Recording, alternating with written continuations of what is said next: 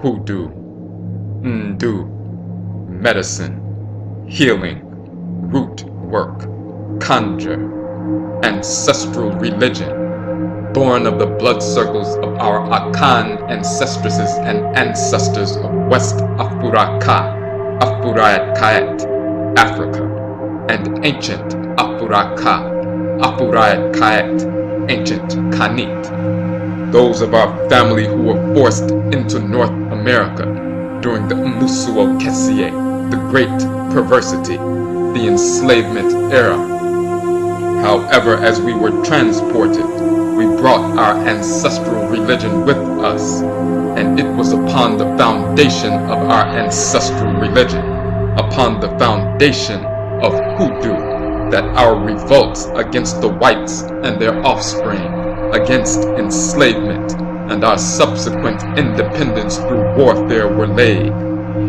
When we had children, we drew our Nsamanfo, our ancestresses and ancestors, into the womb to return to Asase Afua, our earth mother once again. The knowledge of the religion and culture, the knowledge of Hoodoo, was written into their okra, written into their soul, the divine consciousness by Nyamewa and Nyame, our great mother and great father, supreme being.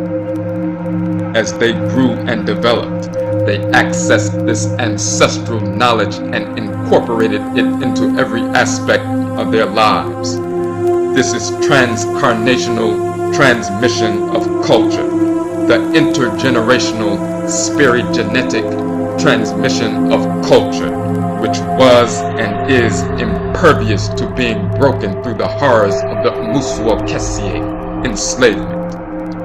Hoodoo Mayn, Hoodoo Nation, the restoration of Akan Ancestral Religion in North America, born of the blood circles of our people, the Akan Ancestresses and Ancestors who continue to return.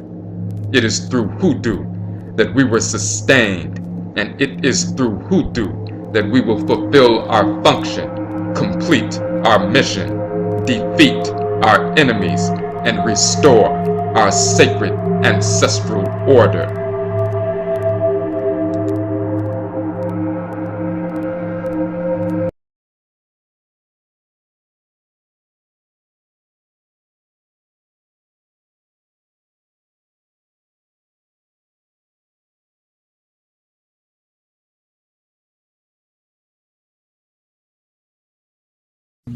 There are different forms. Often you see the ones with the bigger heads, more ovular heads, and sometimes with the straight body. There are different variations. Like the Fanti, for example, the Fanti Akan people, they very often have them with the 2 legs and with the more roundish head, the more southern Akan. Some of the northern Akan have more, the oval type head. So what's important about this particular Akuaba is this one was found in Virginia in the 1700s. So one of our Akan ancestresses carved this stuff. So we were able to reclaim it with assistance of NISE, yeah, I say for that. So we have it back in our possession as a community. So the ancestress was connected to that, overcame enslavement, and she's still connected to us directly. This is why we have her at the shrine. So, but we're going to get into some more details about that.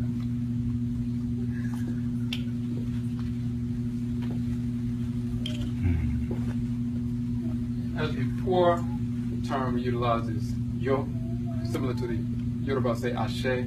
Yo in the Akan tradition in the tree language means to make something happen, to affirm, and so forth.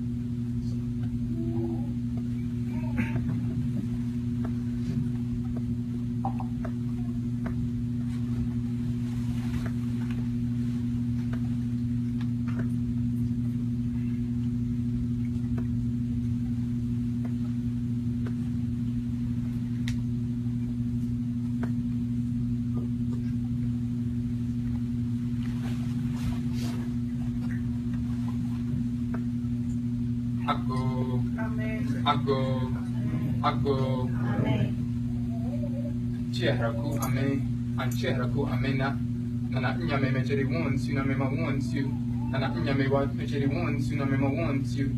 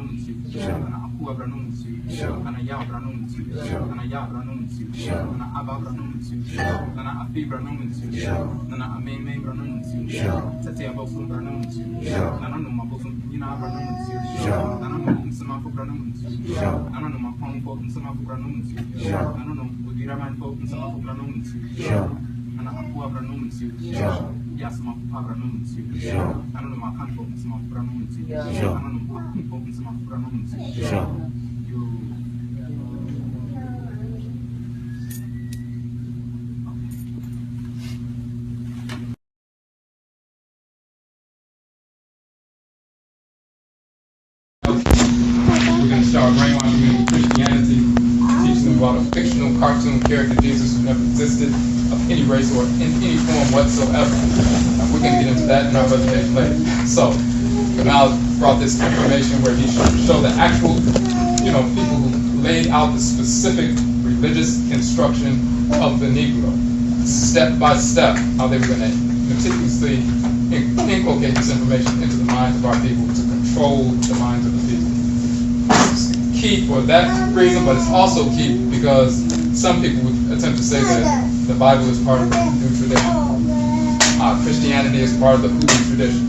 You need to use the Psalms as part of the Hoodoo tradition. You're not practicing Hoodoo unless you deal with the Bible. That's pure nonsense.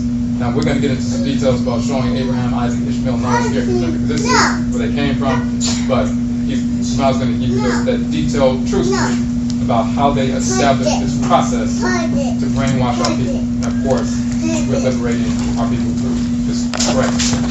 So, really, bring it up.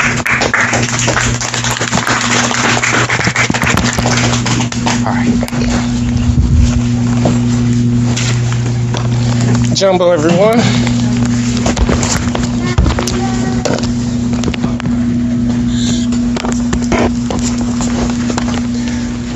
So my name is Kamal Mukasey Tahuti, and as he said, I'm the author of this book, How to Make a Negro Christian.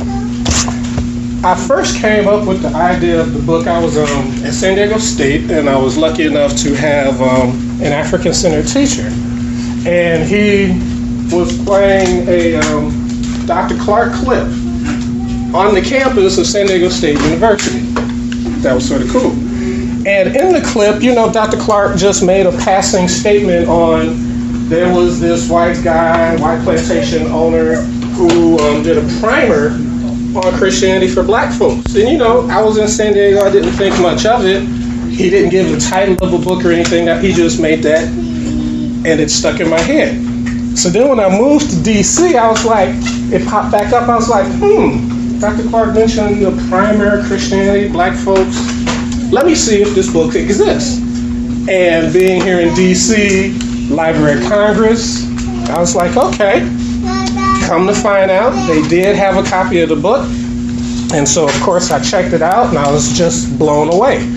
So since it was in public domain, I was like, all right, let me go ahead and reprint this book and get it back out, give it new life, but then put an African spin on it so we can look at it and understand how we became invested in Christianity. But then I also remembered that I hate books that just give you the problem and don't talk about any solutions. So then I went back to the woodshed and decided to, within the last few chapters of the book, give some books and some DVDs and other ways that if you down with the book and you're like, okay, Christianity was forced on us and what am I going to do afterwards? And so within the latter part of the book, that's again where I share, of course, Kwesi's information and some other books and stuff for folks to get into, to get back into their real African spirituality. So since we don't have the whole layout with PowerPoint and everything, hopefully y'all will bear with me with just printed out sheets for stuff to see. And I'll make sure to hold it for the folks that are recording stuff as well. So what I want to start off by doing with the small amount of time that I have, well, wait, even before I do that, and so if you all, anyone here who hasn't already gotten it, would like a copy of my book, I do have it back there for sale. And since we're all here live face to face, if you decide to get my book today, the table is also filled with other books that if you pick up my book, you can get one of those for free.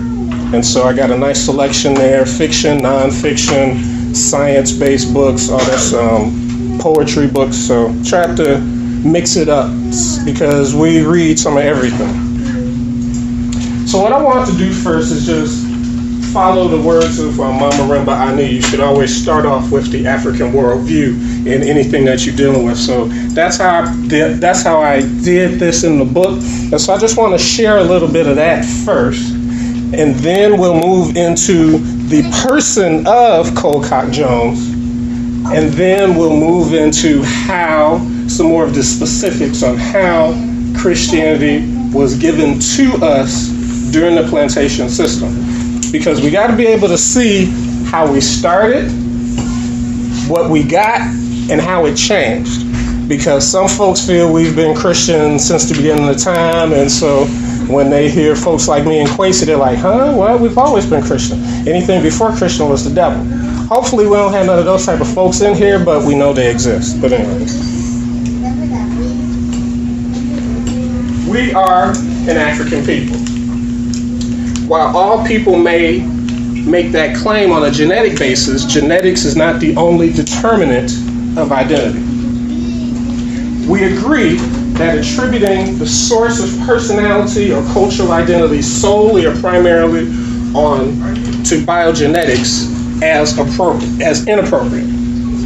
It is likely true that one's biogenetic history may predispose one to a given behavior, but the interaction of human volition and cultural context, including spirit, are the final determinants in personality or cultural identity.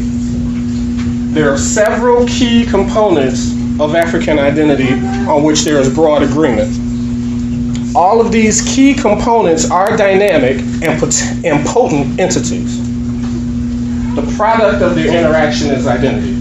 The components can be classified as temporal spatial, that which can be accessible by material factors, and the metatemporal, that which is inaccessible and only remotely or marginally influenced by the physical. The meta-temporal, of course, is spirit. The temporal spatial is phylogeny, history, culture, psychic function. Those factors all together equate identity. Excuse me, what's phylogeny? Glad you asked. Phylogenetic history, including phenotype. Okay. African people in the Americas, wrongly called African Americans, Black Americans, etc., have been, are, and forever will essentially be Africans, living wherever they may now live. We, like other Africans brutally stolen, are the extension of the first created human group. We are not mutated from that original populace. We are the direct continuations of that populace. A small amount of Africa's population left and eventually helped populate the rest of the world. Of that small amount, roughly 10% not only mutated physically, but eventually on all levels, culturally, and were transformed forever. While arguably this minutest of groups are humans, and I'm putting that in quotes, they have acted and act like no other humans on the planet. Contrastly, the Africans who did not migrate out stayed to be groomed, shaped, and nurtured in the brilliance that is the African experience. This nurturing was about, now in the book I got 100,000 to 150,000, but since this book came out in 2006, we can push that back to about 250 to 400,000. I know even Kwesi sometimes throws millions out there. I'm not ready to go there yet, but I can go with about 400,000 years of lived African history, at least right now. But I'm open to that deeper information.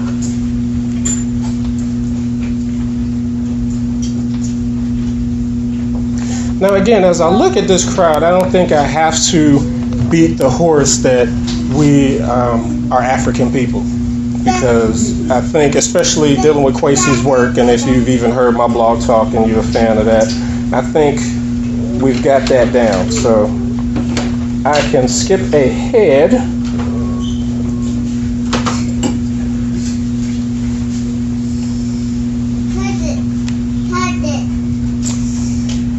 We must keep in mind that enslaved Africans were not Christians when they were brought to the New World. They were predominantly practitioners of their indigenous African religions and behaved in accord with indigenous African codes of ethics. Therefore, the Christian religion, along with its ideological doctrines, were taught to and imposed on enslaved Africans by their white masters. Obviously, the masters taught the slaves Christianity for their own conscious and unconscious self-serving reasons. The theology they passed on to their slaves was necessarily biased in order to serve and justify their dominance. Blacks do not relate to, pray to, or serve the mythical Jesus Christ in the same way or for the same reasons that Caucasoids do, even though it appears they do. Christianity as a central cultural institution has not empowered the black community in the same way that's empowered the Caucasoids. Nor has the other alien Christian communities in any way empowered the black communities in the way that it's empowered the white communities. As a matter of fact, Christianity, as it's practiced in the African American community, has probably done as much to disempower that community more than empower it. Now, a lot of this, for folks that's familiar with Amos Wilson's work, Blueprint for Black Power, that's where I'm pulling some of this from. For whites, Christianity empowers, justifies their sense of moral superiority, justifies and dictates their dominance of non-whites, provides material enrichments, provides material comforts, reduces material suffering, is self-affirming, produces tangible and desirable results in this world as well as the world to come, promotes the worship of a God whose image bears their likeness, provides a rationale for their racial self-centeredness, selfishness, and exclusivity by confining the practice of brotherly love and equality and self-sacrifice and the like within the borders of the white race. Still coming from Brother Amos Wilson. For blacks, Christianity disempowers, induces a sense of moral inferiority, preaches submission, subordination, and obedience, is associated with material deprivation, sanctifies material discomfort and suffering, is self-negating, self-effacing, produces relatively few tangible and desirable results in this world while emphasizing a pie in the sky. Promotes the worship of a God that wears a non-African face and bears the facial image of their white dominators and enemies, leading them to consciously or unconsciously worship white people. To think of them as more godlike than themselves, to perceive them as divinely ordained to rule over themselves, to associate whiteness of skin with all that is good and blackness of skin with all that is bad. Provides a rationale for racial self-denial, selfishness, by expanding the practice of brotherly love and equality, self-sacrifice, and the like to all beyond the borders of the African race. I'll end Brother Amos' piece here. Christian theology and ethics, especially in the form of good, evil, good, bad precepts and behavior, constitutes the principal form of whites and other groups' domination of blacks. The acceptance by Africans of white valuations and definitions of good versus evil, good versus bad attitudes and behaviors, and the African acceptance of white valuations and the definitions of good and evil, good and bad, as objective, divinely inspired, universal, and race neutral, allows us, he says them, allows us to be duped and dominated by whites simply through the media of ideas. The uncritical acceptance of such non-African religious precepts is universal, by applying with equal effect across all groups and individuals without regard to socio-historical context and situation, without asking good for what, good for whom, evil for whom, good from whose perspective. All of that can become the vehicle for dominance by the group whose good, bad, good, evil precepts are accepted, and thus the vehicle of subordination by the group which accepts them.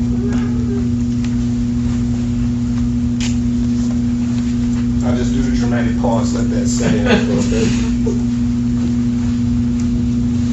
So now our accurate history shows that Christianity only intruded into our spiritual lives in mass numbers around 1900, believe it or not. So we've only had this abysmal system for about 115 years.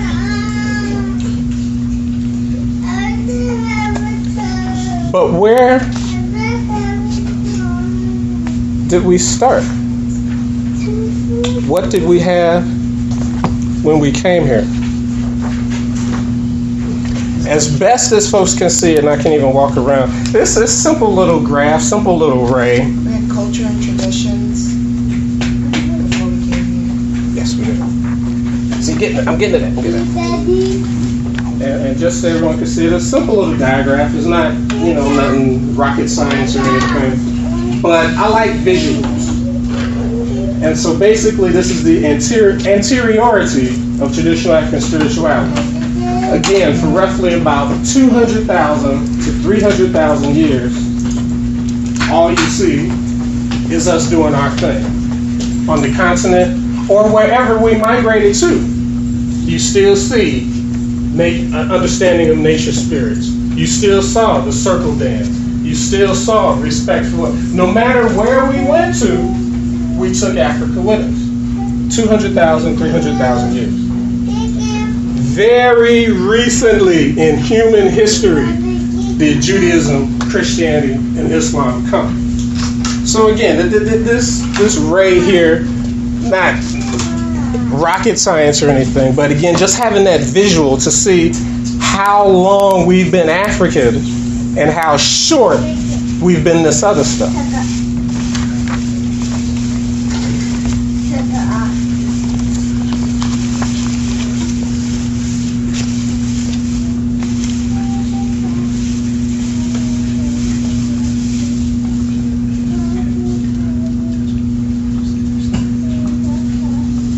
Our existence as Christians and all its various denominations is because Caucasoids willed it so. This is the point blank reason. Not because we strayed from God, not because we were really heathens, but because Caucasoids claimed to be Christians themselves. If they had been Muslims and they enslaved us, we'd all be dealing with Allah right now. That's it. So we started off as African traditionalists. African reality was banned and on the surface beaten out of us. Christianity then filled, however poorly, that spiritual void. After the start of the 1900s Gregorian calendar, you see we become hugely infected by a term that Dowdy Azebo, an African psychologist, has come up with, called theological misorientation.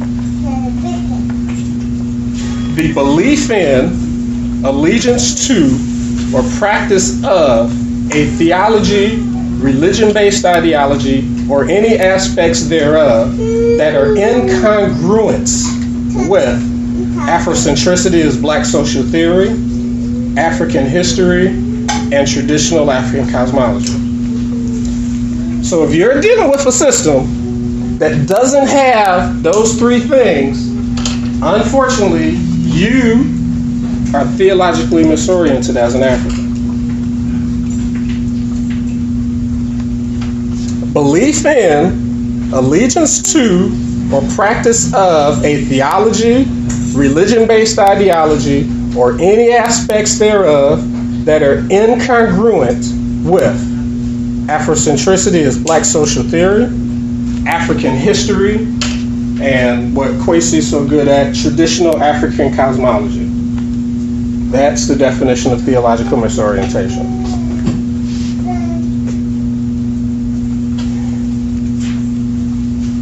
So that happened, and the question then becomes, well, how did we get that way? Enter Charles Colcock Jones, Reverend Dr. Charles Colcock Jones. Now, for folks who hopefully don't just take my word for it, go and do your research, make sure you get the date 1804. That's when he was born. Because when you look at his family line, they like that name. So they got a son, Charles Colcock Jones. I think the daddy was named Charles Colcock Jones, and so it might get a bit muddy if you want to do your own research. So this is the cracker from 1804 to 1863.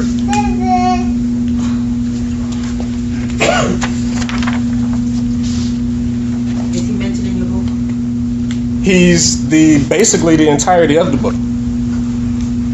So he was a plantation owner, but he was also a minister. And he felt the need to come up with ways to preach to the folks on his plantation. So he wasn't alone. There was a few other folks who came up with whole instructions, the religious instructions of the Negro. there was a few people who did that. So again, if you do your own research, you'll come across Charles Pinckney, you'll come across Jeremy Morris, I think his name is. There are some other folks who came up with a step-by-step plan. What makes Colcock Jones, we got Colcock with Christianity, what makes him the figure in my head is everyone comes back and references him. All the other folks, all his contemporaries, come back and reference him. He, when you follow his story, he put in the most footwork. He would get on his horse and go from plantation to find a plantation owner who would be amenable and listen to him and listen to his ideas of giving Christianity to his enslaved Africans. Other folks, were the ivory tower theorists. They would come do some stuff, but they didn't put in the legwork. He was also given the title the Apostle of the Blacks.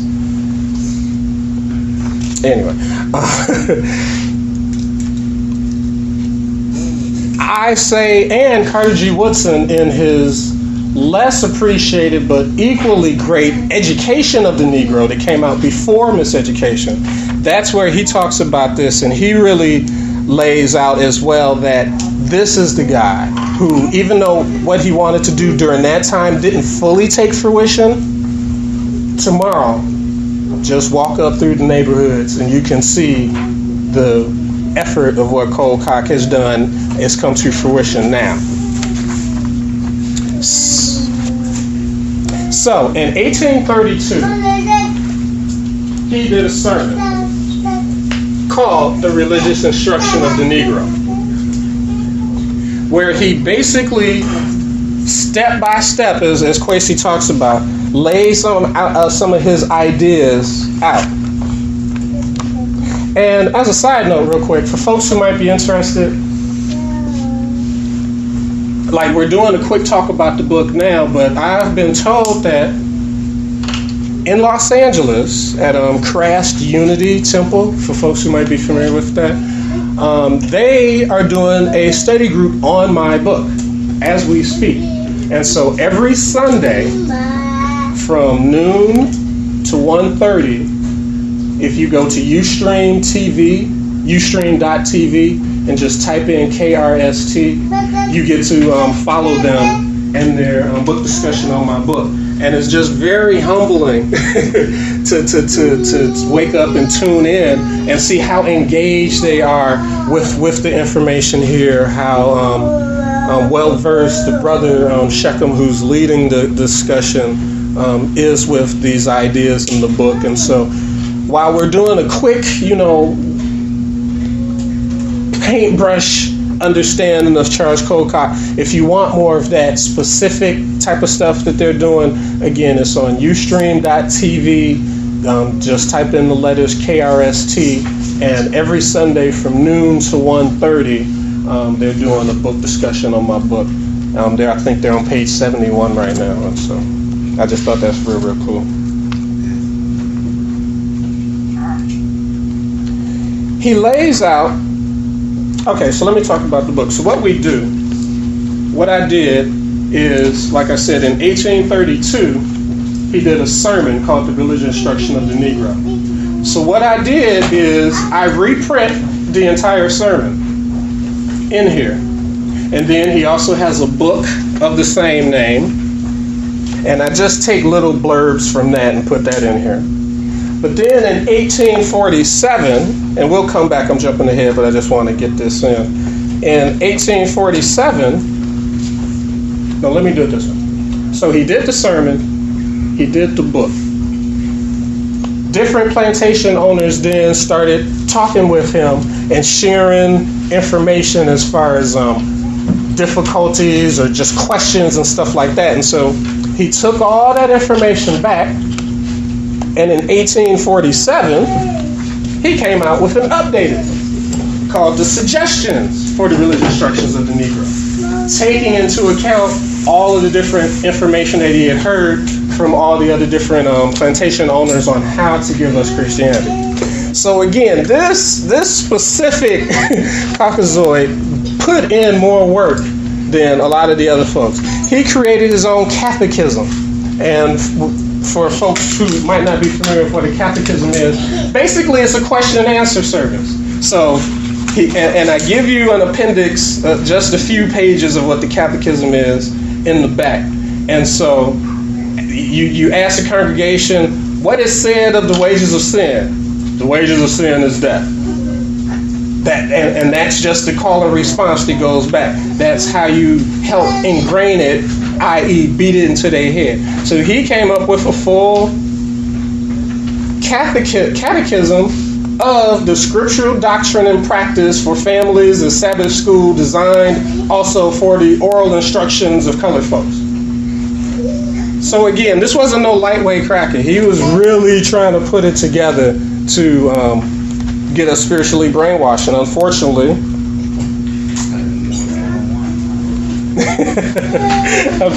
it's worked. So he lays out some of the benefits. He lays out the 6 big benefits that y'all plantation owners, if y'all do this is how y'all gonna benefit. And this is I'm reading from page 71. The benefits of the religious instruction of the Negro is as follows. There will be a better understanding of the mutual relationship, the mutual relations of master and slave. 2, there will be greater subordination and a decrease in crime amongst the Negroes. 3, much unpleasant discipline will be saved to the churches. 4, the church and society at large will be benefited. 5, the souls of our servants will be saved. And 6, we shall relieve ourselves of great responsibility. So when the white folks would ask him, because a lot of them, they were untrained, they didn't feel like doing that, they just want to whip you, beat you, work you, whatever. So he's actually trying to come in and get them to do something different. So when they would ask him, so what would be the benefits of giving my niggers this stuff, these were some of the benefits that he would lay out. But now he also goes deeper. I want to make sure I get this right. He gives you, when we talk about step-by-steps, he gives you the best times. There we go. He gives you the best times to indoctrinate us. He says, for town, city, and village ministers, the time of the day best for service should be between the afternoon and evening. For country ministers, afternoons would be best. He warns everyone to stay away from the nighttime service because late meetings are commonly hurried and subject to more or less disorder, and late walking is not good for the people. He shares with how they should preach. The manner of preaching to Negroes should be deal much in parables, historical events, miracles, lives of men, holy and profane, as found in the Bible, and the great and wonderful works of God, all an illustration of doctrine and practice. He must reason much by illustration, and as a great majority of them do not read, he should read and explain God's holy word to them constantly and as extensively as possible. He talks about the style of preaching. The style of preaching should be dignified and simple, free from levity and coarseness and vulgarity. And of course, he tells you why it should be done. And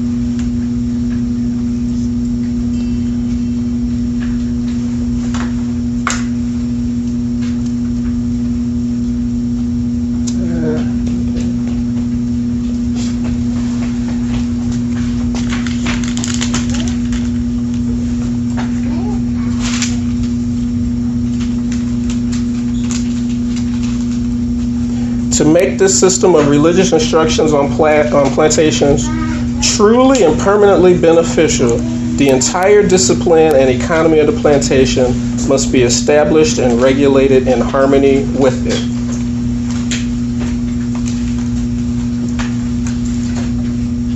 So he's trying to get them to mitigate their temper and other things like that. That part, you could argue, did or did not fly based on the plantations, based on the slave owners themselves. But so again, I'm just sharing some of this to give you the level of detail, again, that this Caucasoid attempted to use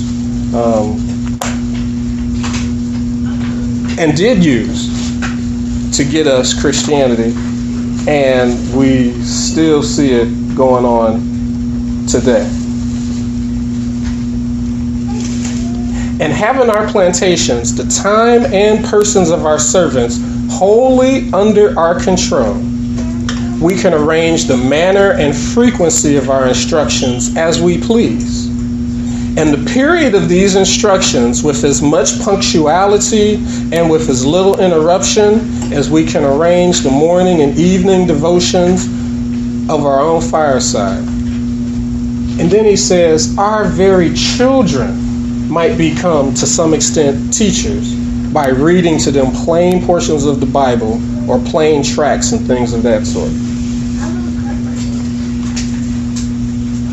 I mean, we could keep going with this, but I just want to share a little bit specifically in here to, again, of course, entice y'all to get it so you can read it for yourself. And I made sure to give as much of the entire document as I could, because I didn't want folks to say I'm taking stuff out of context or I'm sound biting them to death and all that. No. So you get to read the 1832 sermon in its entirety, and then I add in some comments and analysis. You get to read his 1847 suggestions, the updated version, in its entirety. So you ain't got to assume nothing.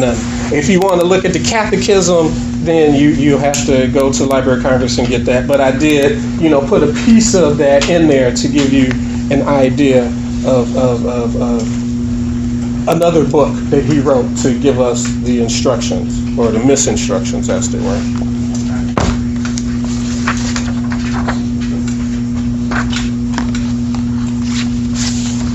How much time I got left?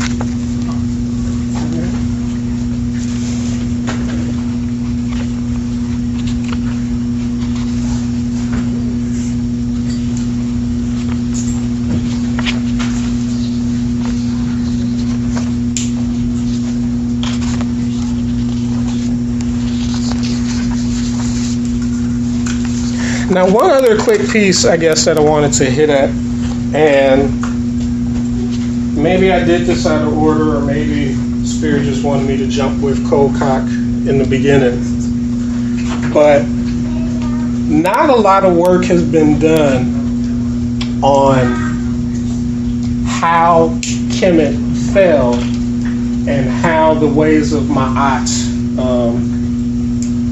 basically got thrown aside and jettisoned for Coptic Christianity and all that sort of stuff.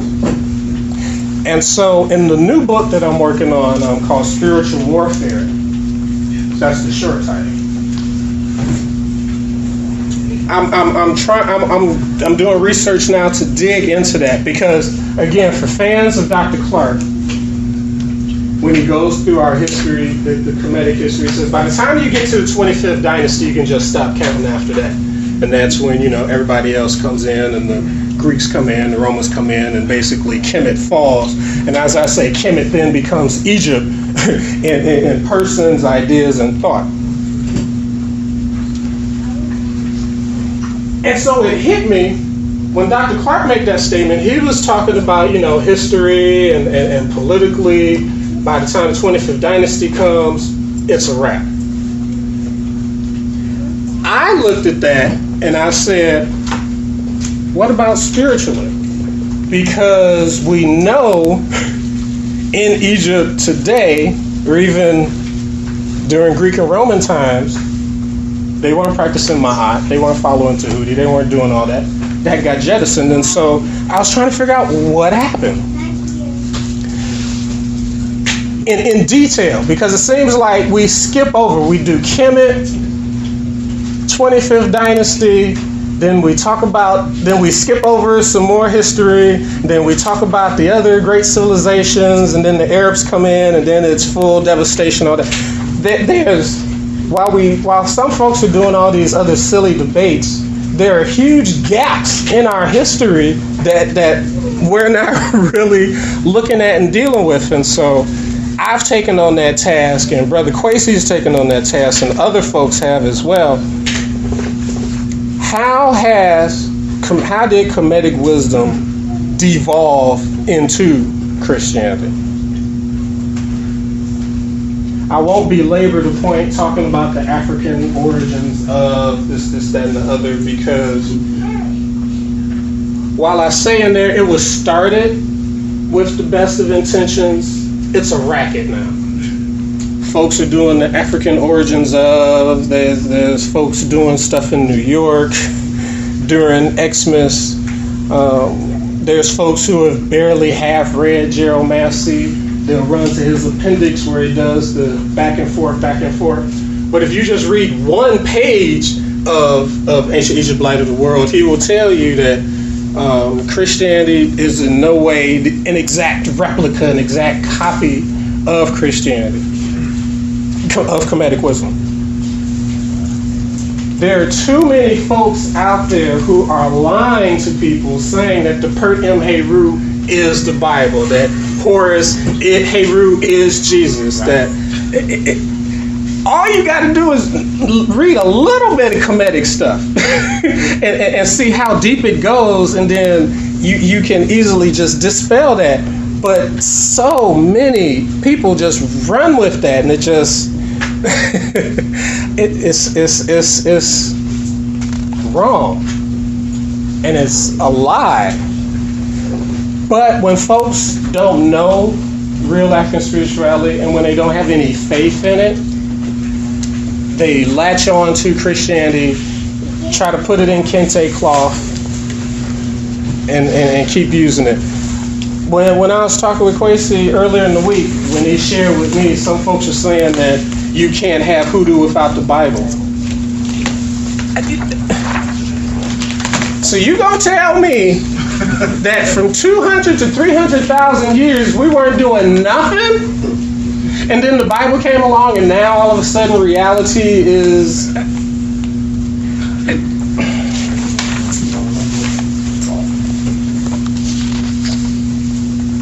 So the quick answer of how Kemet got de-evolved, of course the Romans came in, the Greeks came in first, then the Romans came in.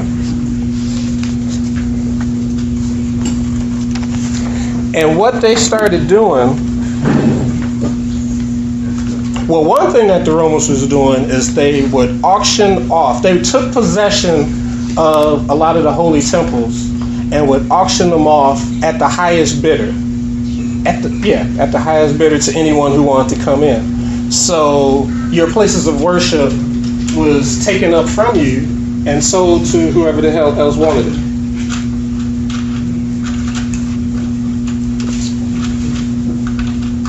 When Augustus Caesar began his tenure, Egypt was an economically and administratively broken country.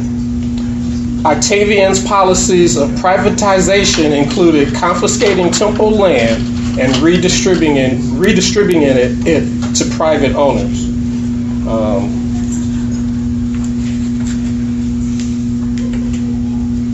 The rise of religious movements is an expression of both social and psychic experiences.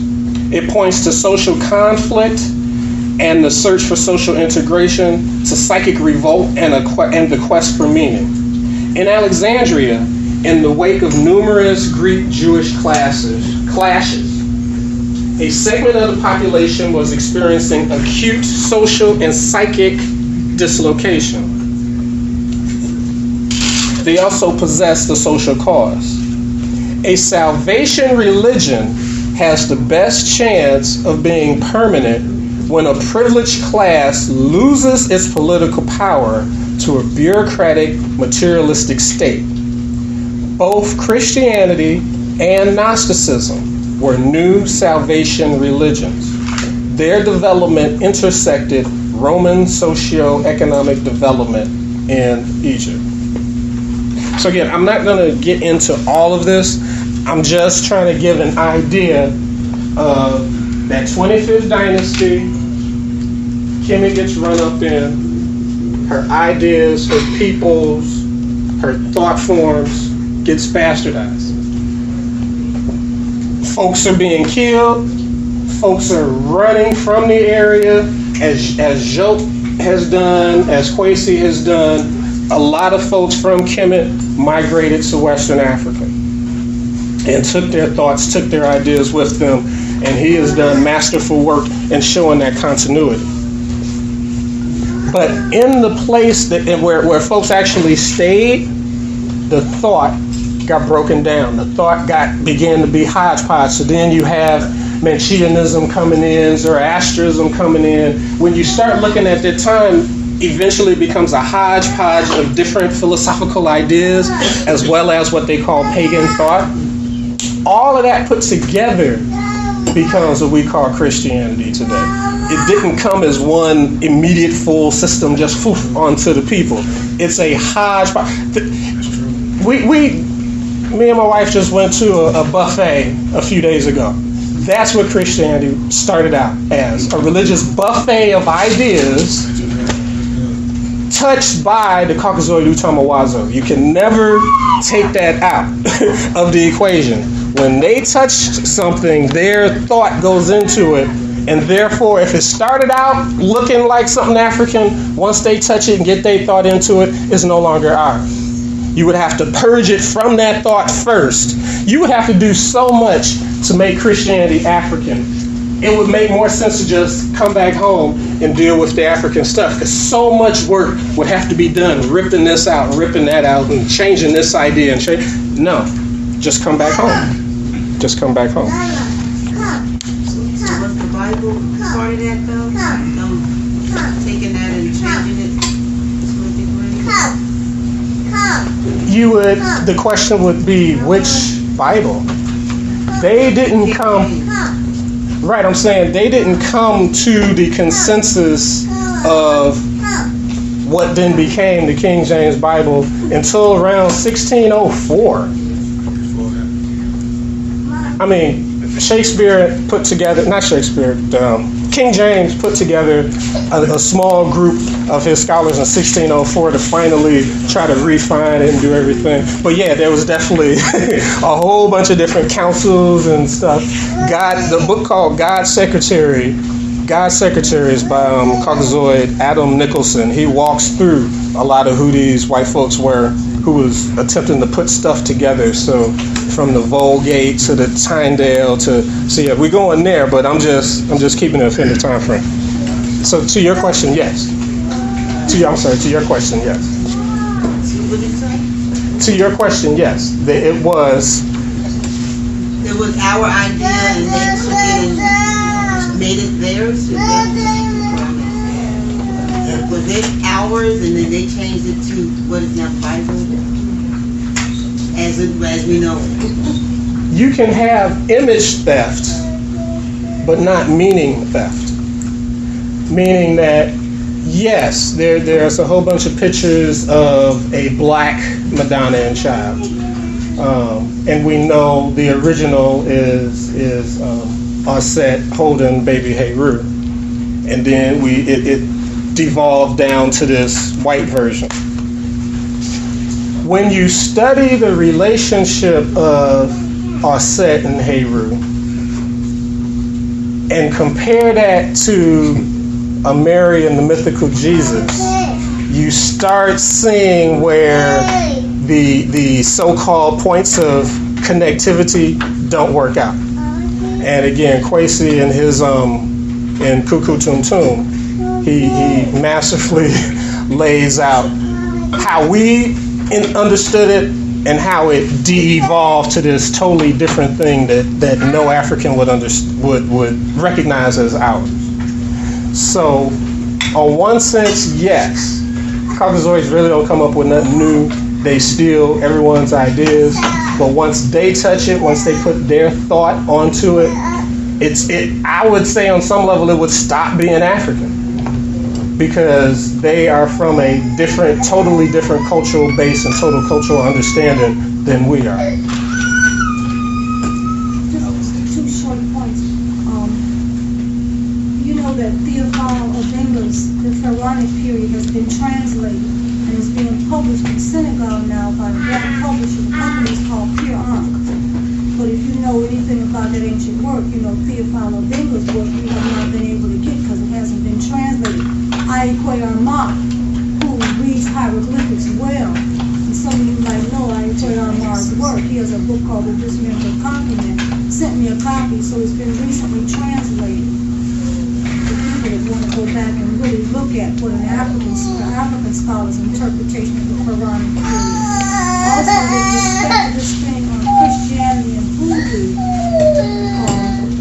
the last book I wrote was on Hoodoo, and one of the things I tried to do was to reconstruct the old system that was laid down by our ancestors before we became introduced to Christianity. And what made me raise this question was, when I started reading through the work by AME people who were converted themselves to Christianity in the 1870s, right before the end of Reconstruction, and so shortly after the end of Reconstruction, folks keep saying that they want to do the ring shout, they want to do this dated circle, or they can't be saved. Now this is the question. If they want to bring the ring shout into their Christian conversion, what are they bringing it out of? They wouldn't be bringing it out of Christianity back into Christianity. Right. They had to be bringing it out of an independent African form.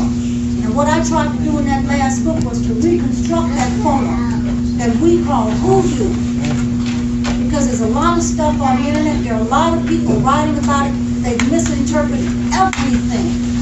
From the Hydra, the Conqueror tales, to the origins of it. For those of you that are interested in the book, some of you might even know it. I have brought a copy with me. I came down from Philly just for this.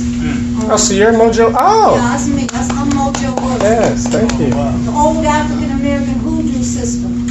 There was a system in place. You know, it has nothing to do with Cat Ironwood and these people selling us back our traditions. Okay, I tried to lay the system out here, the origins of it, and I came up with 8 distinct characteristics that mark it. You know, Sterling Stuckey, when he says that the ring shout was the single most important African element in us becoming one people. I mean, how do you take somebody who's Akan and somebody who's Yoruba and somebody who speaks Arabic and you make us all into one people? How does that happen? And he says that counterclockwise sacred circle was essential because the minute we got off the boat, we recognized that no matter where we had come from on the continent, Sterling Stuckey's right, but he forgets about what I say are the other 7 characteristics. Not only the counterclockwise sacred circle dance, ancestor reverence, yes, naturopathic healing, water immersion, which we call baptism, ancestor reverence, which we work on in our churches on Mother's Day. All of that stuff is still intact, but we don't know how to recognize it. That's my point. Yes, thank you, Madasi, for that. And like she said, Theophile Obenga, African Philosophy, the Time of the Pharaohs, I forget the date part in there, but yeah, he does a great, like one example as far as looking at the so-called destruction of humanity. And I had actually read it in Theophiles before I heard you do the breakdown, and both of y'all basically come up with the same breakdown. And actually, I might have that here. So again, we're talking about how... Well, I'm sorry, can I just mention one more thing? When you said that when the old kingdom collapses, and what we come to be called Egypt gets dispersed, and those people move across to the west, there's a PhD dissertation written in 1948 by a man named J. Olumide Lucas. It's entitled The Religion of the Yoruba, being a contingent of the religion of ancient Egypt. And he lays out Yoruba hieroglyphics, which I didn't even know even existed. And it's a wonderful piece of work that makes the connection with the West African traditions and what actually was going on in that ancient land that we call Egypt and a number of names. So that is it. I'm going to hit you up after for that title again. But dealing with how the Kemetic wisdom devolved with the example I was just mentioning, Also, Theophilo Benga and Kwesi Ra have looked at the Kemetic text that is wrongly called the destruction of mankind or humanity, and contrast it with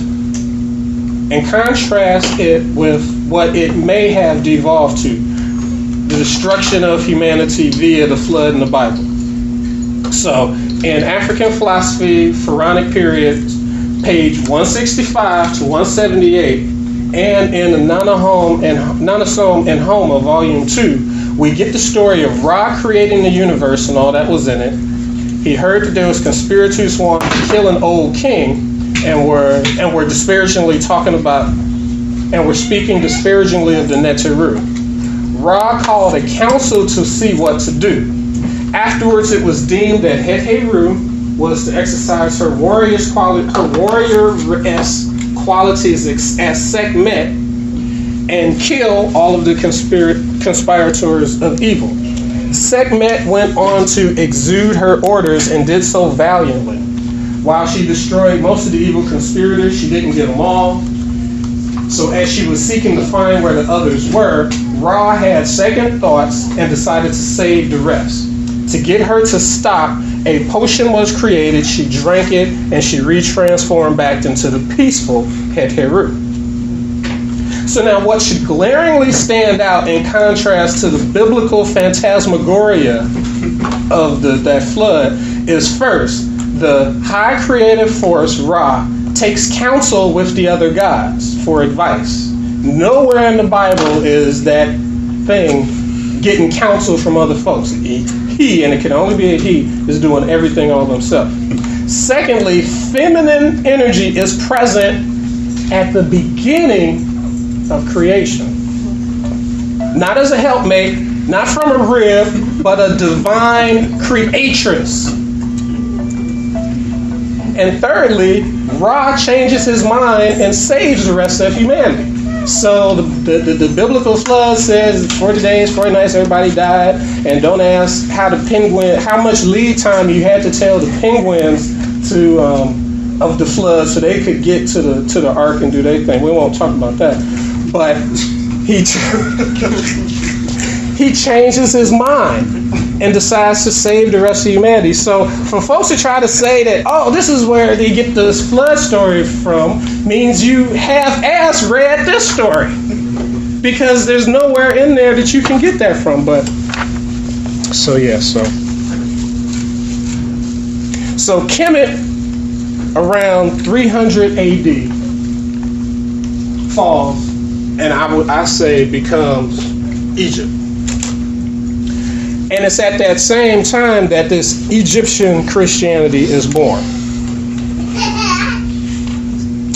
Ancient Abyssinia,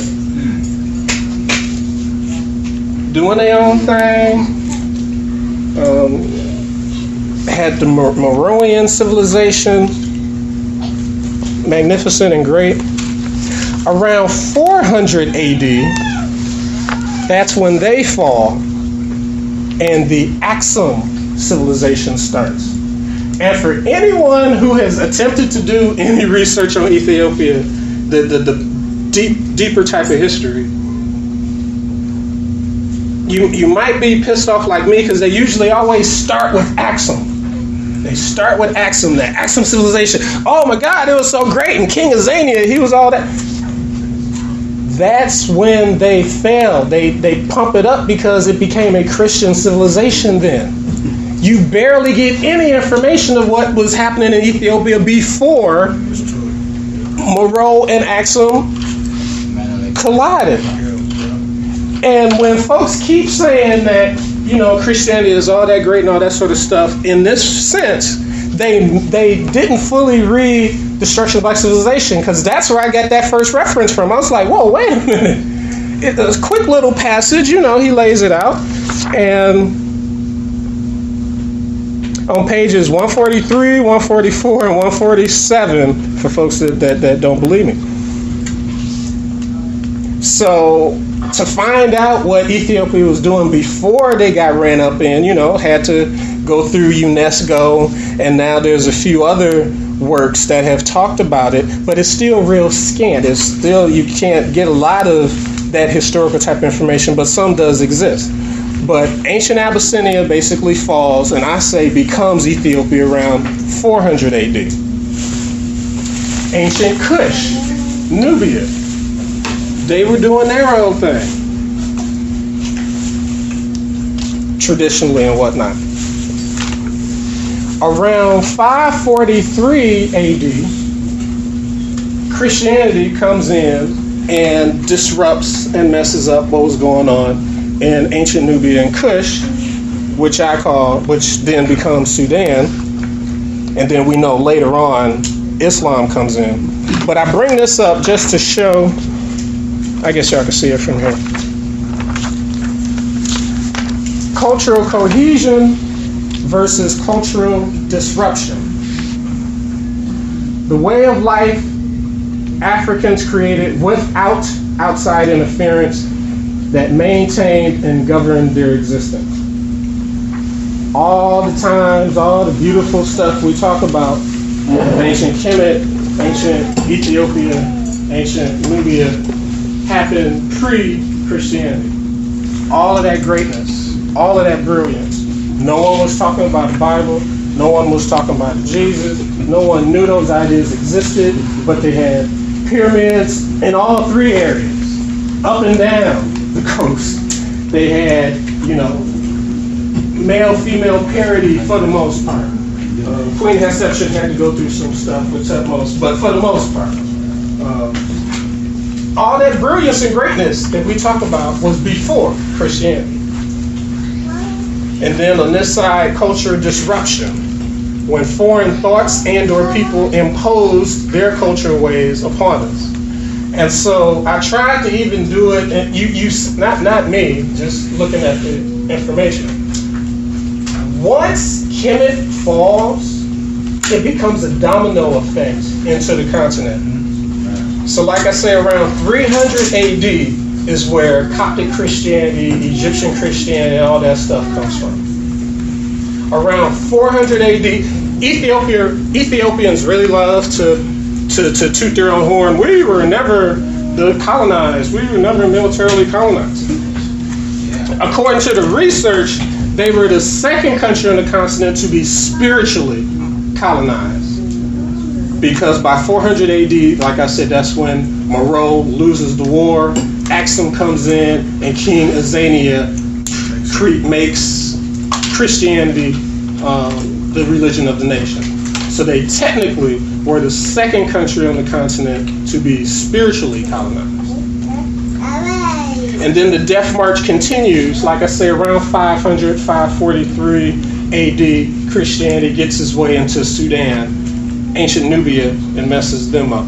And again, Kwesi Kapra, a great linguist out of South Africa, he was doing some research dealing with the Sudan peace, and he went back and looked at the pre-colonial history, and that's where I got some of that information from. And then, of course, like I say, the Islamic incursion solidifies in 639. 300 AD, 400 AD, 5, 6, end of Africa as far as traditionally Christianity and these foreign systems come in. So,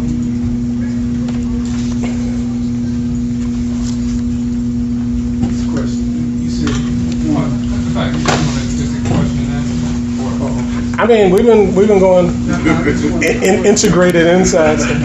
I'm just trying to get a timepiece. Just that point you made about who brought that Christianity into talking about Coptic Christian. Who brought that in?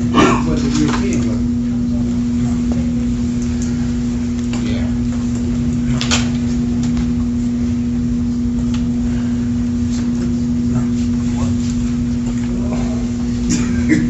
Trying to see how to answer that one.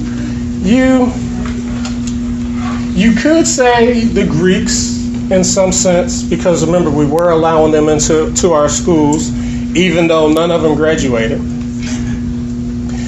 You could say that again, this term that like we are here now, and so the ideas of Christianity have been solidified, and so we all have basically the same idea about it.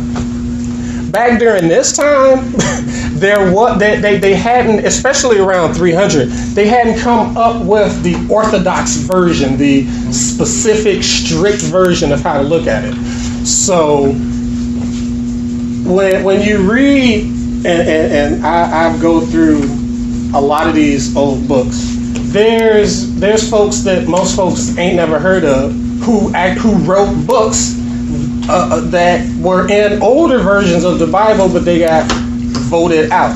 A guy named Origen, Origen, a guy named Celsus, Celsus, a guy named Valentius, on and on and on. So you've got these books called the Apocrypha, but you also have other books, other scrolls of you've got this guy named Clement, Clement, other church fathers who wrote different stuff, and it was being talked about and debated during that time. But especially when Constantine comes on the scene, and most folks after him, Rome. See, the question is so good. I'm trying to make sure I don't go too broad. Rome was about to explode into chaos, partly because of a guy named Arius, who actually might have been an African, who really was putting out what they call these Gnostic ideas, different ways of looking at Christianity.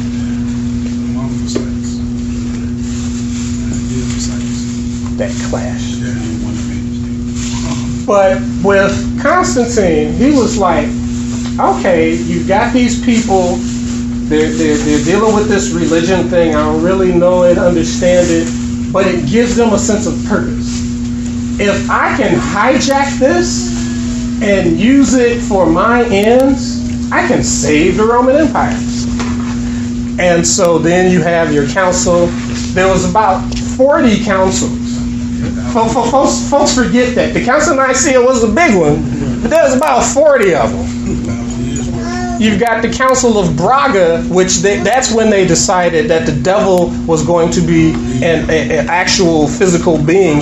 Beforehand, it was just a spirit that could pop into anybody, but that wasn't controllable enough.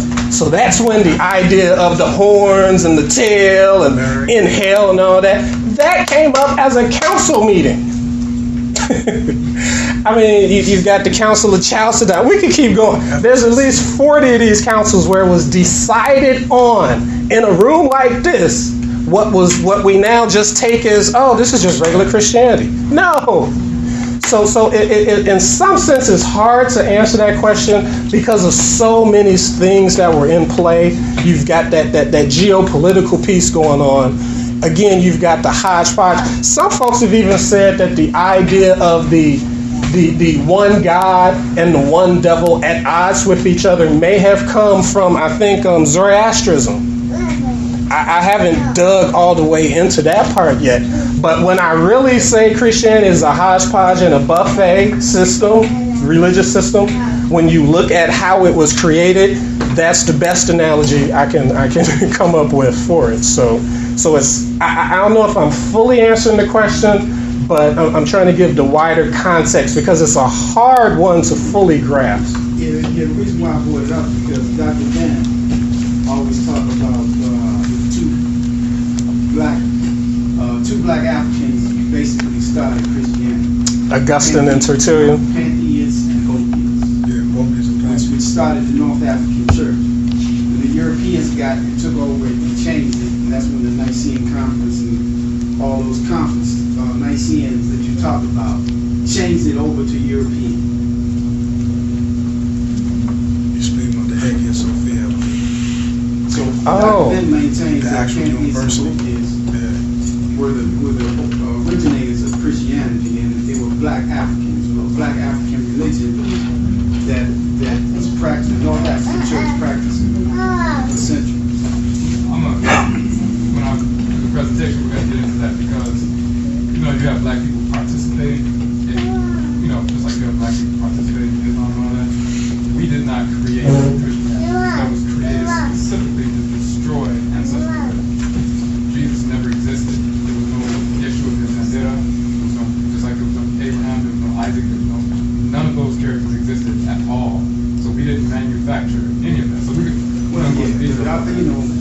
Dr. Ben is highly respected Well, I'm just saying that when I do the presentation, we're going to touch on the actual deities from Kemet, how they manufacture. That's what it confused is that Christianity is later. That's what it is. It's not the origin of how the concept started. That's all of them. So we didn't manufacture that. Some of our people were co-opted by Europeans. You gotta deal with the no kind of Christians. You have to deal with it. I saw somebody else with their hand up. We got it. I'll defer to. I've got a couple questions. One is Walter Williams is up on the internet. He's done a couple books, and he talks about how they created the image of Jesus to make, and they took the two deities. Was it a Serapis? Serapis. And so, and when you look into that, you'll find that there was a cult that they wrote about called Serapis cult. The other thing I want to ask you is, how did the Khazars fit into this till they get to the top and they take over and they can control us the way they do, the Jew? The other part is, and because they're trying to say now that they came out of the Mediterranean, which we know is a lie. The other thing is, who were the ones in the South that had us captive, like and fed our children to the crocodiles and that kind of stuff? The regular Southern cracker. Is that the Pole? Is that the Irish? Who were they? And it was a third one, but I can't think of it right now. They were German and Irish. There were Germans and Irish in the South. German makes sense. Most of those Germans were Jews. The Khazars again. So how did the Khazars fit into this? When did they take control? See, I didn't come with them in mind. so Can I add something to that? Khazar. Talking about and what Quasi just said. The whole, and it goes back to your question too. That's what Quasi has been teaching, and they did. You was talking about the 40 different councils. They argued for over 200 years. Did Jesus exist? Did Moses exist? They know this stuff didn't exist. It didn't exist. They constantly had, is he real? Was he a spirit? Was he a flesh? Well, what about this Moses guy? Did he really? They just made it all up. So it was never a Christianity, and the word Christ didn't even come to existence until the 700s. So there was never a Christianity. So when Dr. Ben talks about the ancient Christians, he talking about a concept. But even that wasn't real.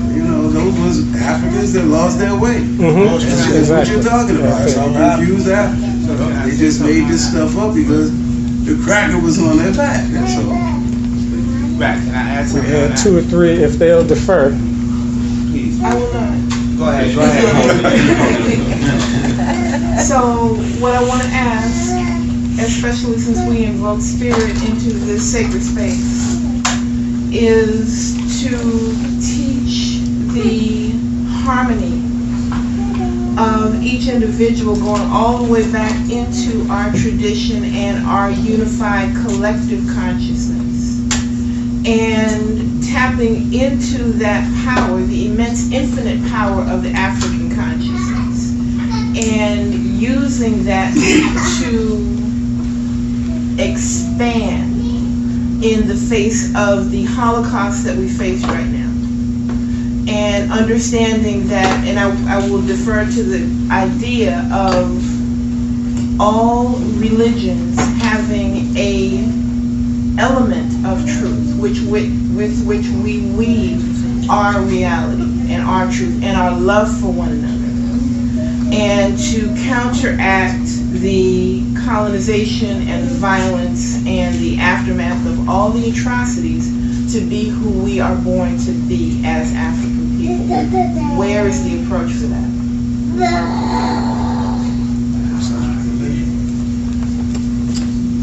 Uben Shang. The Uben Shang. When I first read that, I've been knowing Kwesi since about 2001, and so Uben Shang had just first came out, and to me, still to this day, that is the most African spiritual philosophical book that has been put out to this day. It goes beyond the new age hullabaloo that black folks try to deal with, and it fully uses African spiritual cultural understanding for the individual African to understand their place in the larger society, in the larger universe. So that would be the first response, that his work been shown. Second to that, just me personally, I'm tired of dealing with a grain and a morsel and a piece of the truth. When the totality, this is never left. We got taken from it, but it's still there. We could get on a plane right now, go to Larteh or go to LA Ife and get the totality. So yeah, there's 3 or 4 passages that might be true in the Bible, 6 or 7 that might be true in the Quran. It's possible, I'll give it that. But for 200 to 300,000 years, we're still here, going through the Mimosi Akese, going through the Ma'afa, and we're now coming back home spiritually to our systems that have never left.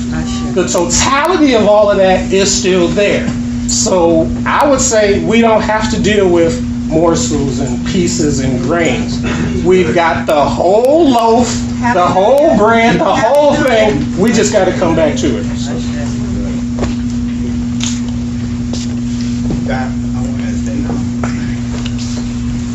and thinking in terms of if Christianity is African, and I used to think that when you look into like Ethiopia, Selassie is saying we're the first Christians, and Christianity is traced the furthest back in Ethiopia, and that could give black people some type of sense that there was a Queen Sheba, there was a King Solomon. And as prominent as these people were supposed to be, you still can't find a grave for it. Not even an artifact like a bracelet that they used to wear. But yet, this is a king. So it's like, and it's something that I had inside of me from a child.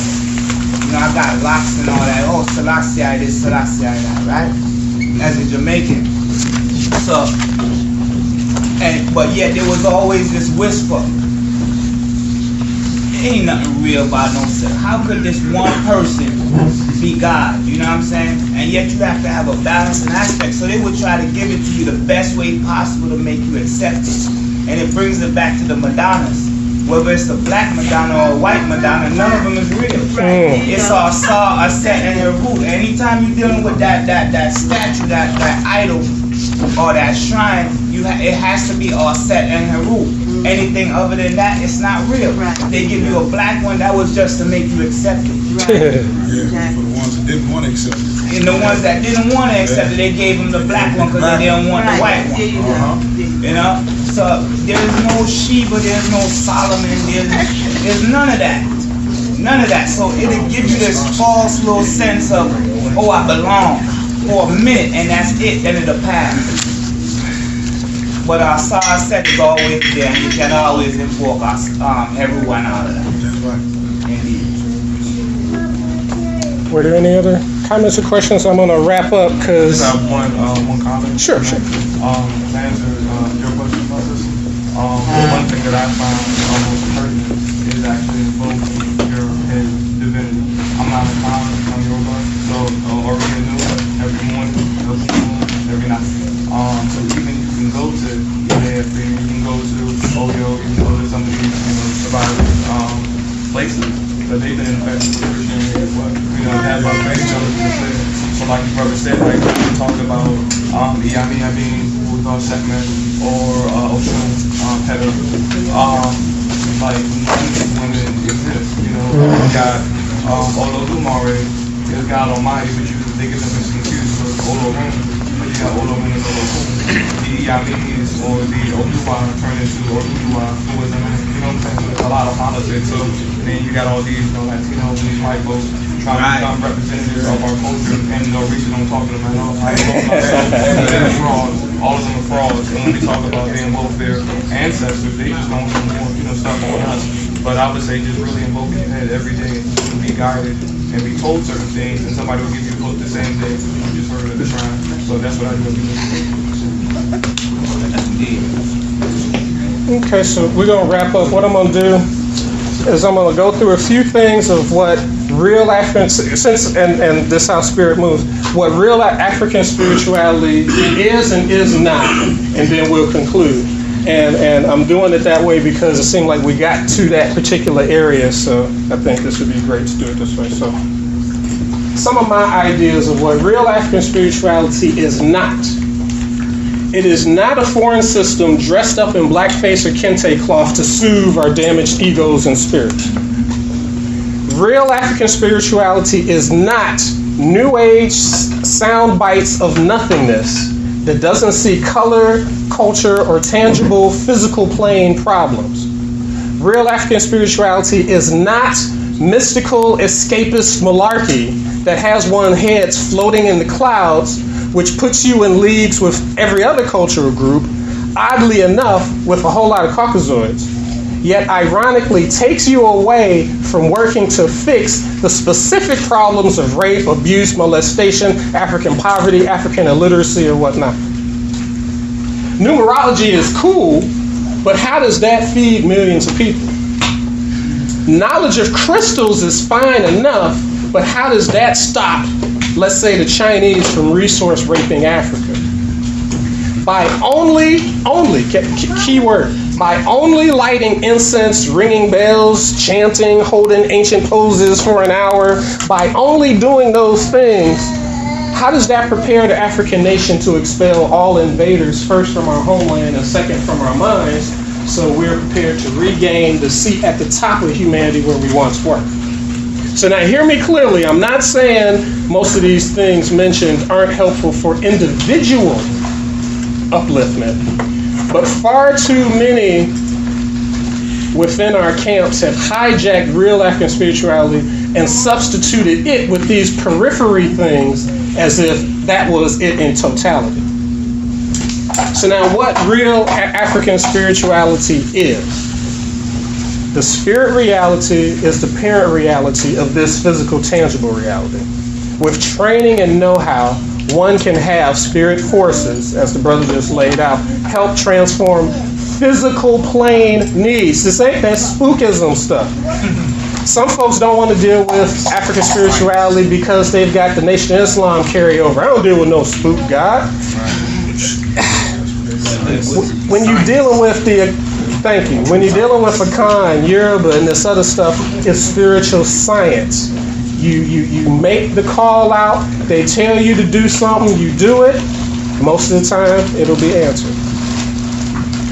Second, ancestral veneration is not only possible but needed, and some would even say mandatory, to live a whole, insane African reality.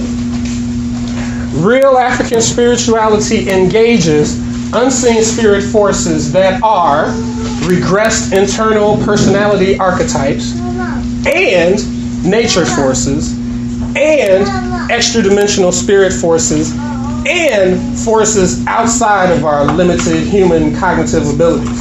The reason why I put that there is because I don't know if I should name a name or not, but someone prominent said that all the African spirituality is interaction with the nature spirits. Didn't mention ancestors, didn't mention the Momoti or these other forces. It's all about the nature spirits. I was like, that's interesting. I heard another friend, and she was reading directly from a book.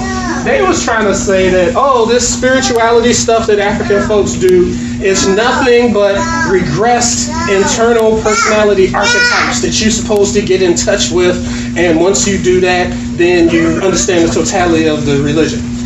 And she was reading this to me, and I'm like, what? I was like, is my ear bleeding? And she was really trying to say, that's all it is. I'm like, no. Whoever you read from don't know what the hell they talk about. So I did this one specifically. It's all of that. Unseen spirit forces that are those internal personality archetypes,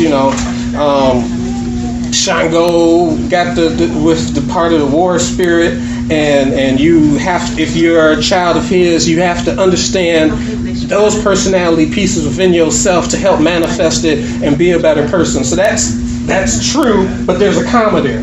He's also a nature force. But there are also extra-dimensional spirit forces, and there are some forces that within our human understanding or cognitive abilities we can't fully grasp yet, because all things, I feel, aren't fully understood in the confines of the human mind. Spirit. I won't get too far into that, but 4. Real African spirituality is a total cultural immersion, which involves ceremonies for all aspects of life: birth, puberty, adulthood, elderhood, and physical death. Naming rituals, conflict resolution rituals, clan family-based rituals, community renewal rituals, ancestral remembrance rituals, enemy eradication rituals, holy days, holy places, protocols on dealing with those older than you, those who've completed their initiation rites, how to deal with royals, sacred foods, sacred animals, tabooed animals, total cultural immersion. So when folks really just, I've heard so much BS like on Blog Talk Radio about what African spirituality is. They don't touch none of this. It's total cultural immersion.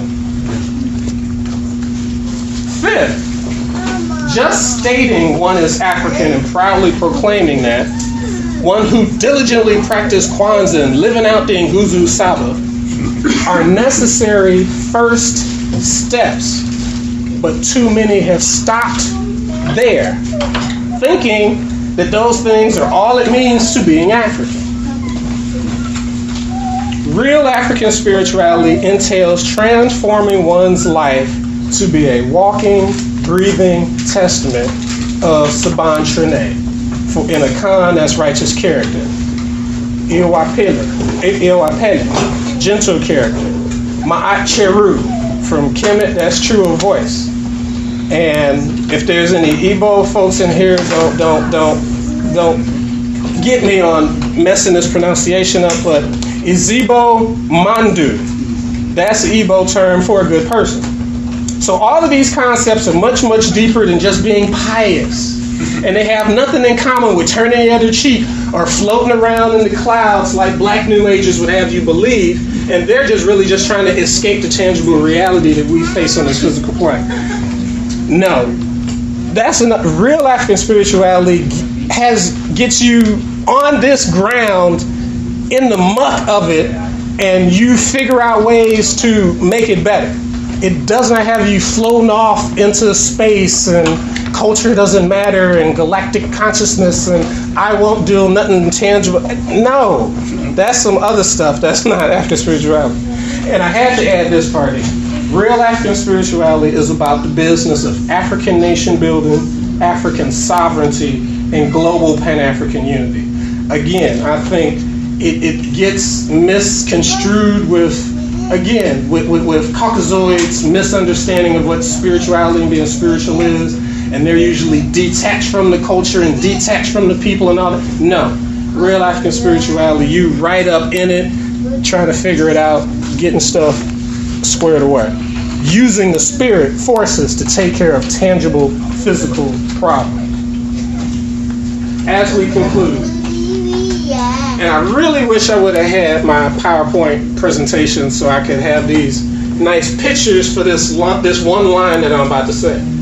Christianity is like chitlin. And in the PowerPoint, I got, a black Jesus, a white Jesus, and two good buckets of chitlins, just all next to each other so you can get the visual. But during the Ma'afa, Mimosio Kese, Caucasoids, not wanting to feed us, but not wanting us to die, therefore stopping their profits, gave us chitlins. And through our innate African genius, we made chitlins edible so we could survive a crime against humanity. We made the unworkable work for us for a particular time period. Years later, we now know how deadly chitlins and other pig products are on our bodies, and most have moved away from ingesting pig intestines. In exactly the same vein, Caucasoids thinking we were devoid of spirit, spirituality, or any knowledge of the creative forces, or even to deliberately distance us from our original knowledge, he gave us Christianity. Here as well, David Walker, Nat Turner, and countless others, still with our innate connections to our real African spirituality, but without the proper cultural context to express it, we made the unworkable work for us in a particular time period. Years later, however, instead of throwing Christianity away due to its detrimental bodily and spiritual effects, just like hopefully everyone in this room is doing with chitlins, we dress it up and have tried to claim that it is ours. Too many Africans still feast off of the Caucasoid ideational religious entrails known as Christianity. This talk hopefully was a first step in unblocking your African spiritual arteries and unclogging your African ideational valves and veins. We do not need Christianity anymore to strive and thrive as a people. We could have just said that, but we got more. Hell, it is actually okay, I messed up on that. Hell, it's actually conceptually and spiritually holding us back collectively. We cannot properly conceptualize our concept of Babe Ra, which we translate into African reincarnation, which Kwesi has done about 3, 4, 5 shows dealing with Babe Ra. Babe Ra tells us that if you don't fulfill your Nyame given mission in the time that you are on the planet, you will come back in 3 to 7 generations down the line, usually within the same lineage. Christianity tells us when you die, that's it. And you either go to a Caucasoid conceived heaven or a Caucasoid conceived hell for all eternity. The former is from us. That latter is nonsense. It is high time we understand that the locus of our African humanity, civility, decorum, peace, good government, economic viability, aesthetics, compassion, and freedom resides in African traditional religion. Above all, this religion is the only religion that addresses the sum total of our Africanness. Our deliverance will not come into fruition until we totally surrender ourselves to our religion. We need to see our religion as being independent within its own right and worthy of the same regard as other religions.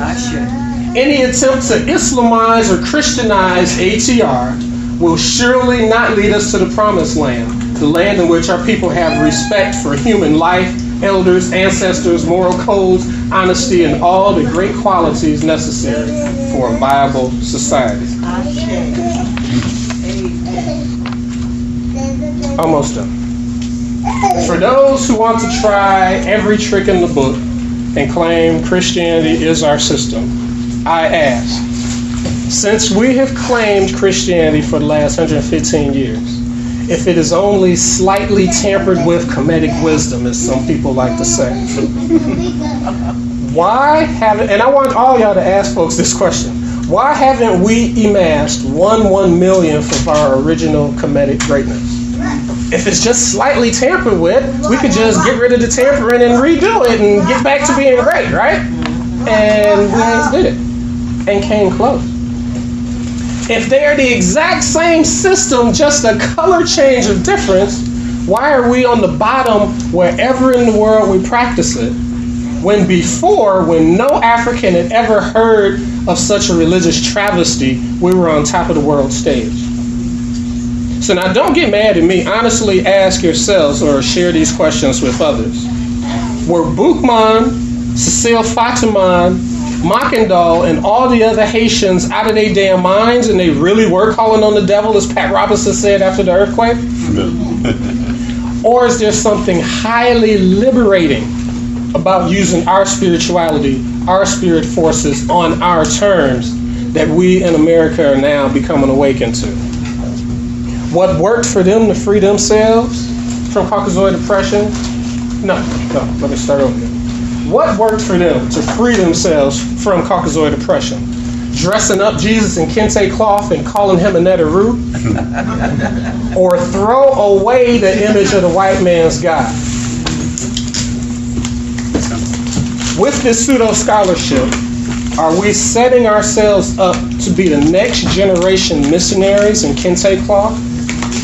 Because while the traditional world all over are starting to wake up and revive their traditional systems on their own terms, are some of us, black folks, going to go to them and say that's not necessary because we have fabricated African origins of Christianity? I mean, some of these folks really got to ask themselves these questions. So, I'm not going to do that. I'm not going to be a missionary for African origins of Christianity. The other brave souls, Kwesi, Mama Remba, the Akoto family, they're not going to do that either. It's time to come home spiritual. It's time to stop being afraid of our African spirits.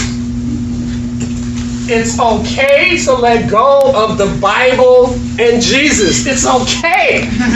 It is. It really is.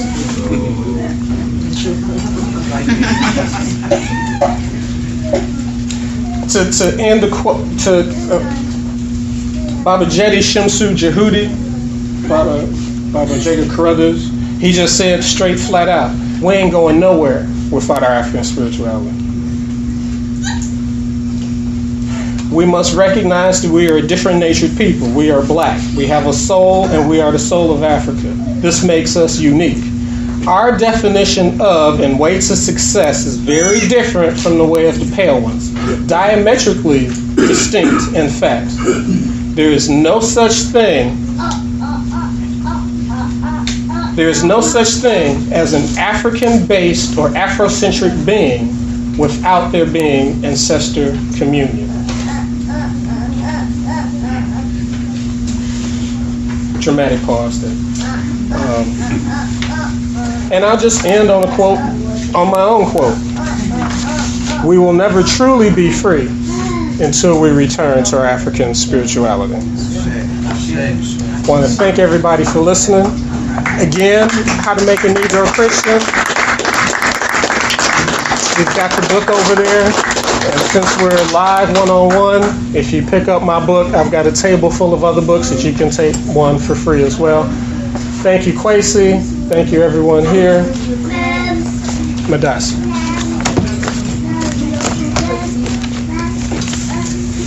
Okay, give it up for Brother Kamal once again.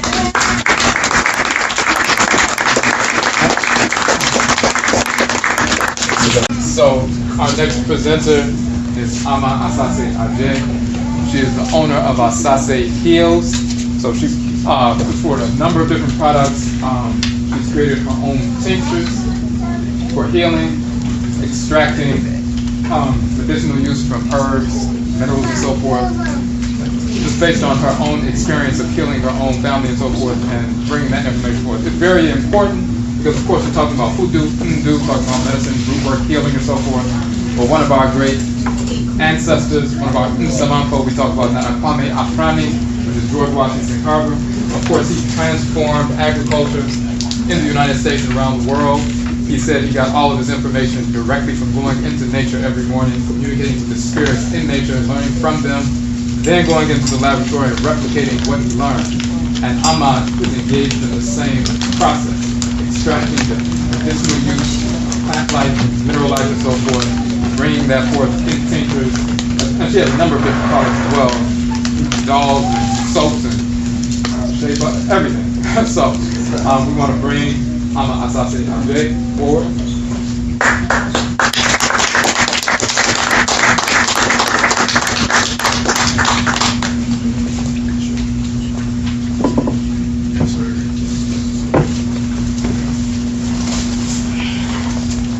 It's not going to be normal. I am going to make it quick because I know you've been sitting for a long time. I'm late. My name is Amansesew. I also have the name of Kokonan. I just didn't put it in. But the company I run is called Asase Heals. This company had started in a different form, and then it reinvented itself this summer, right when I needed it to. But the main thing is, at some point after maybe 2008, I came to realize that plants were living people too. And what did it was a storm. We had a storm. I live in Tallahassee, Florida. We had a big storm. And then I only had 5 children. I have 7 children, 6 sons and 1 daughter. Then I had 5, and we had a big storm. They weren't homeschooled yet, now they are. And everyone was home. But some of the trees, it was Tropical Storm Faye, I think. But some of the trees fell down. And it felt to me that they were, it felt to me that they were in a little pain or something. And I started wondering about, the relationship between us and trees. Because I always knew they were living. And I always felt people would be murderers if they didn't take care of them. My mother had a house full of plants. It was my job to take care of the plants. So I started looking up things, and I found out that what we breathe out, trees breathe in. And then I started wondering, well, why do plants and herbs and things heal us? And, it only makes sense. You can't fix a piece of wood with a piece of concrete. You need a piece of wood to fix a piece of wood. So if plants, herbs, flowers, trees, if they can heal us, then we must be made of the exact same stuff. So, all this stuff started coming. And I started remembering, until then I had been a teacher, a preschool teacher, for about 15 years. And I started remembering back when I was a little girl. And my cousin and I, we would sit out, smash up flowers and smell them and rub them on us and give them to our dogs. We had a little medicine shop going on, and the flowers and stuff like that. And that made sense to me, so I started following it. And I had some health issues then, and so did a couple of my sons. One of them had big boils, and I didn't like the doctor's reaction, so I figured out how to fix that, and I did it. And I had some medical issues, and I fixed that too. One thing is, young people, children, their immune systems are not as strong as adults. That's why a lot of times children pass away. Children get colds, children get measles. They call it childhood diseases. They're not fully developed, and neither is their immune system. So, I shop at a co-op a lot, and they have these immuno booster things for children. It'll help, but it's not going to do too much.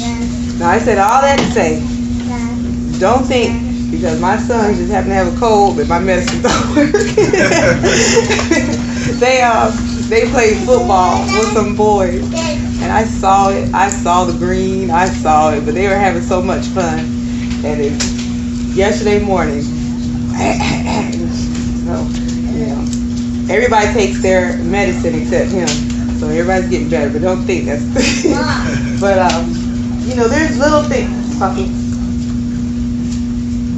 There's little things that just come and take him back. No, go over there. No, he can stay. You go over there. There's little things that happen, and, you have to either decide to go with it or not. I stopped teaching. That was kind of forced. It became harder to teach pre-K and then do what I wanted to do as well. So I stopped teaching. I started depending completely on who is now my ex-husband, for finances, and then I started making my own medicine. Now, that's all I go by. And it doesn't provide a lot of funds, but it provides a lot of satisfaction, and I don't have to take anybody to the doctor. You know, there's a thing that happens when you decide to follow, you know, what you feel, and a lot of times we don't have time to follow what we feel because we're so busy. You know, all that work. I didn't start thinking about it until I didn't have a choice but to stay at home. And, you know, stuff started coming to me. And I think that's one of the biggest benefits for making self work. Even carpenters, you can tell when somebody loves their work. They make the most beautiful things. I like my plants. I like my flowers. I like the cocoon. I like the messiness of it. I mean, if you look at my kitchen, it's jars and bottles and things like that. Nothing I have is labeled. I know what it is. You know, those kind of things. Get up. Come here. Those kind of things can't be. Some stuff can be taught, and those things can't really be taught. They can be cultivated. And so, come here. Come here. Come on, go away. But there's a big thing I know with certain what's it called? The medical industry. I don't know what it's called. What is it called when it's not the pharmacy medical industry? What are they calling it now? They got white people setting up schools and stuff for it. In New Mexico, you can go get your alternative medicine. Yeah, there's like, I'm sorry.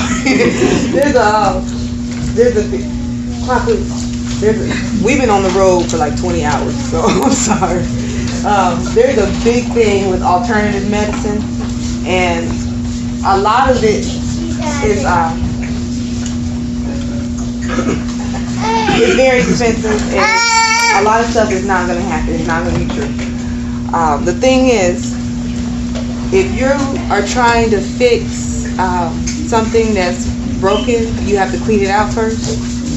And a lot of these places and things, they won't tell you, you know, these things only work better if your body is open. You know, if you're, people inbox me on Facebook and my email, come here, no.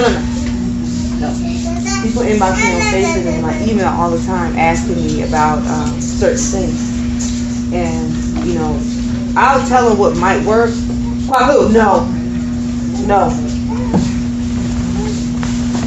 But I'm also, you know, I also make sure to tell them that, you know, if you're going to be eating Doritos and, you know, drinking whatever, it's not going to work. You know, you can inbox me and buy all the tincture for me you want. It's not going to work.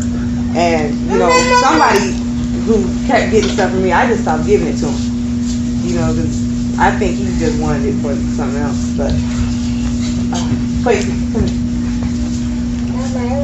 You can go stand or you can sit down, but you have to sit. You understand? Pick one.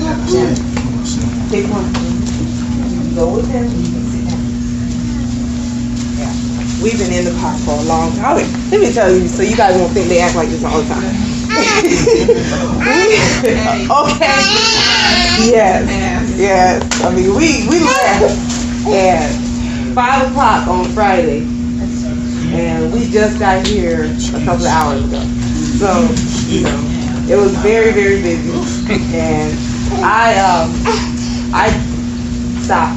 I zoned out thinking about stuff. I'm trying to absent-minded sometimes. But I zoned out thinking about stuff. And next thing I know, I was headed on 75 south instead of heading on 75 north. We had a really, really long trip. But I wish I could say that doesn't happen all the time, but it does. You know, the only thing that really goes when you have so many children, you do it alone, and then there's so many sons. The only thing that goes according to plan is whatever they do outside. So, even with the things I create, with the clay thing, where I just learned that I can make stuff out of clay. That was really nice bonus. But even that stuff, they break it. So, but these are my test subjects. These are my test subjects. I've been able to heal. Well, my children never had ear infections, but some children that I used to care for, I used to care for their parents, and now they've had children, and they call me when they want something. So, if they have like what they call normal childhood diseases, ear infections and stuff like that, it's not normal, but it can still be cured. Ear infections are not normal. Diaper rashes are not normal. Some babies have that big blowout BM, excuse the graphics, but you know what I mean? That's not normal. A lot of stuff that we think of as normal is really just a byproduct of the stuff we ingest. And, one of the products I have up there, I just put that out because it's kind of personal, which, all you men, close your ears up. You ladies, it's a feminine product. And there's a lot of things that ladies go to the so-called lady doctor for, which is usually some man anyway. But there's a lot of things we go to the doctor for. That's not normal. And I remember, stop. I remember back when I was younger, how all the older ladies always had that water bottle or whatever hanging up in the bathroom. And they also were always talking about getting pap smears and stuff like that. I never knew about a pap smear until I was like 18. What is that? But, those are the things that our parents, our moms never really had problems with. And all of a sudden, we have all this stuff. You walk down the lady aisle. I remember there used to be like one lady medicine and then maybe one lady dish. And now you walk down the lady aisle, they have all kind of stuff. There's certain things that we think of as normal and they're not. So, I had a problem, and a lot of things happen environmentally too. If you are with a mate and the mate is not being honest, then, just having a lot of that going on can have repercussions in you. If you drink too much coffee, if you smoke, if you're around a lot of pollution, all that stuff, it comes out. It comes out through our womb, and it comes eventually out through us. And that's the other thing. Our wombs, I'm working on a formula for a womb. I have a friend who has fibroids. She's going to let me give it to her. So that's great. But I made something called Happy Cat, and that came out of my experience.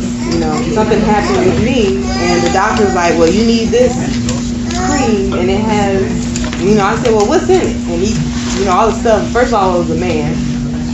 And even though it was a black man, I don't care. You don't have the types, you can't tell me. So, and then I was reading the ingredients, so I said, no, this got to be something better.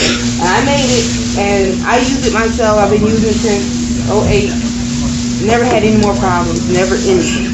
So, and then of course I changed my lifestyle too.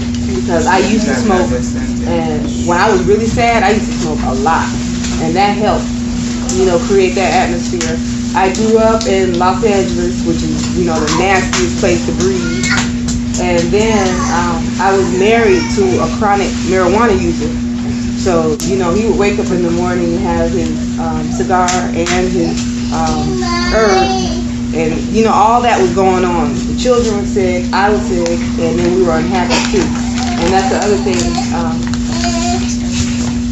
There are things that just your sadness can make you feel. So I have oils that make you feel good. I have oils that help put you to sleep. I have, I think of it as the plants and flowers whispering to you. There's oils for healing. There's foods for healing. Most of the foods for healing don't really taste good. You can really live a good life just eating fruits. You don't really need vegetables unless you're trying to fix something. But the key is not to do any harm. And unfortunately, us living in this society, we need to have a detox every now and then. But it's like I said, my children are my best test subjects. I rarely get sick since I stopped teaching pre-K and I've changed my lifestyle. My children, they get them every now and then because they're younger, their immune systems are weaker, and they play sports. So that's a lot of contact with children who do have stuff. This oil, let me show you this because it's really tiny.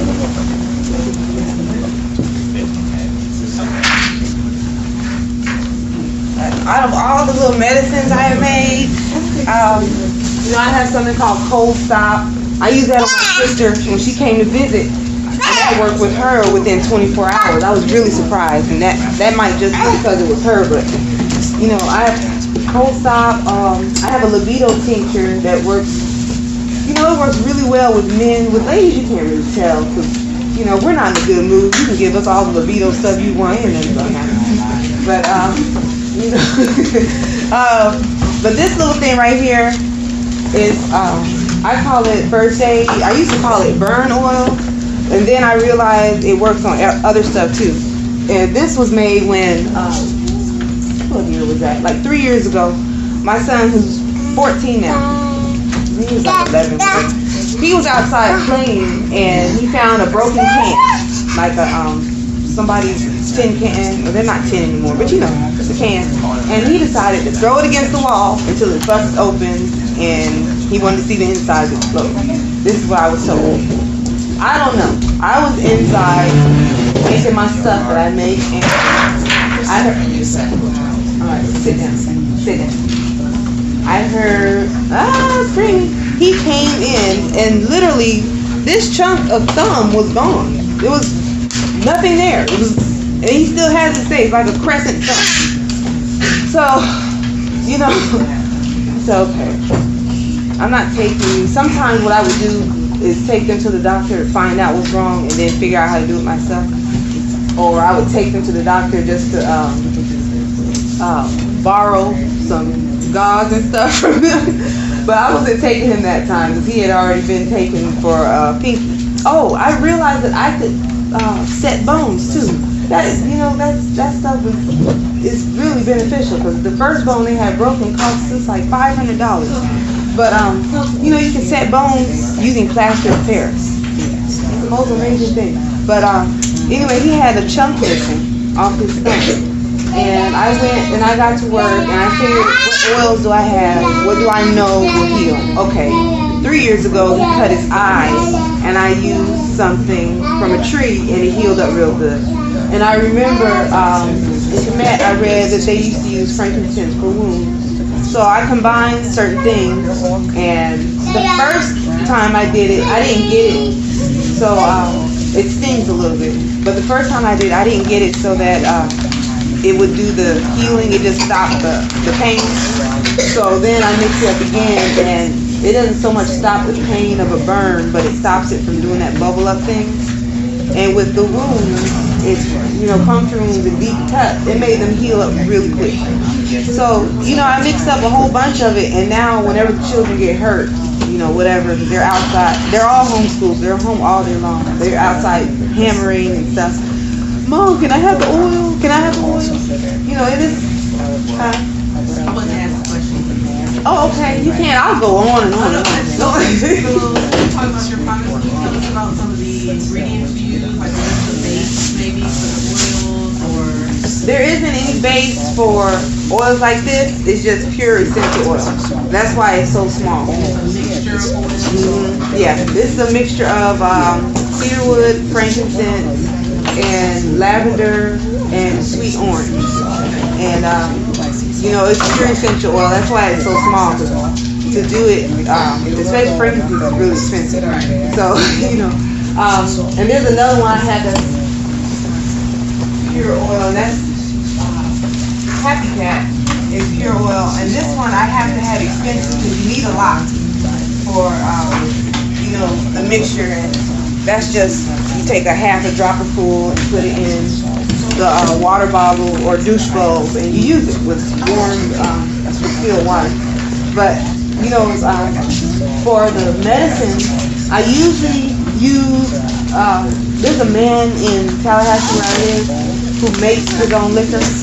So when I can afford it, I use him. But when I can, I have to order the liquor from alcohol and drink alcohol. Yeah. No.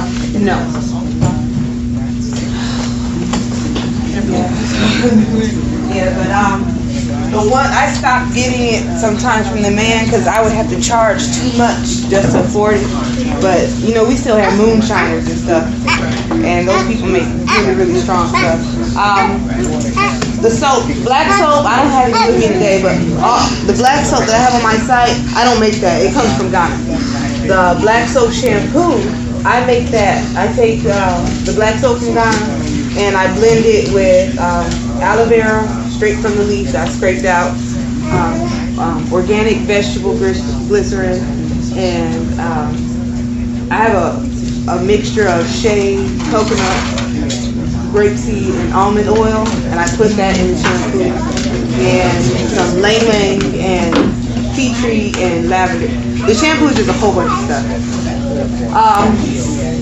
What else? Oh, the clay incense holders. I left a whole suitcase at home. I left incense holders. I left my decoration. I left a lot of stuff. No, put the knife away. Why did you bring the knife? Put it away. No, why? Okay, my sons make their own weapons. They heat up the metal and they go outside and use the hammer and hot and cold water and they make their own weapons. I don't give him a knife. He makes it. So, and the reason he keeps it with him is we have a nasty. Don't do it. A nasty Achuwadi folk who's been bothering us, and I think it makes him feel better. And this guy lives right next to him. But so I don't give him none. But let's see, shampoo, superior moisturizer. That's what I add to the shampoo. It has coconut oil, grapeseed oil, shea butter. I used to use carrot oil, which is a super moisturizer, but carrot oil for this size is like $30. Yeah, so until I get my own distiller and oil press, I'm going to have to leave that out because I don't have to charge everybody too much. But it's a really good moisturizer. When I have it, I'll use hemp oil, but hemp oil goes rancid real fast. So I don't use that. What else is on there? What else I have with me? Oh, okay. Yeah, the aromatherapy oils. What is it? People call them fragrance oils. I like to call them aromatherapy oils so nobody thinks they're perfume. Because they make you feel different ways. You know, some of them can calm you down. Some of them make you feel like going out and doing something. Some of them make you feel, you know, really handsome or beautiful. Some of them just make you feel nice. And I have to distinguish between perfume and the aromatherapy because perfume oils are really strong. The oils I make are 100% natural, and they're going to last about as long as putting, you know, you put essential oil on you, and it'll smell strong for a while, then you can't smell it anymore, but people around you can. That's what the oils I make are. Because, you know, is there anything in that cup? The first time I made some, I put it on, and I couldn't smell it anymore, but when I got in the car with my sister, she said it smelled nice. So I think you might become used to it. Oh, I do have one.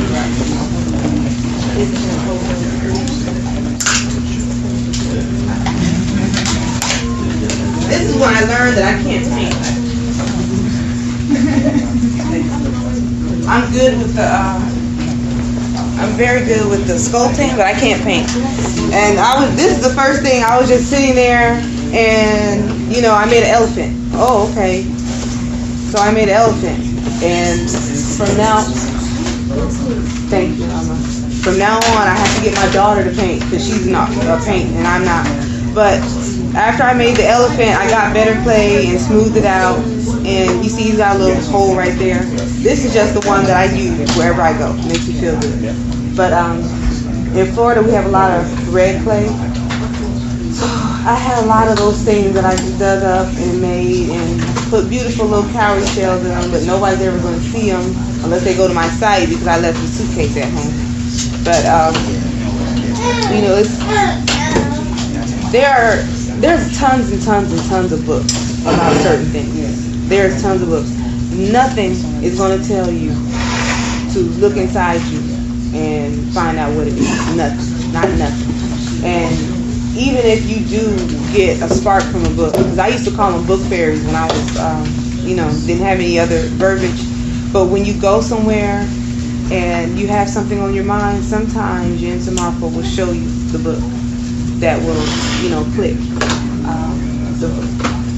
Do it in the bathroom so you can wash your hands. Now. Right now. But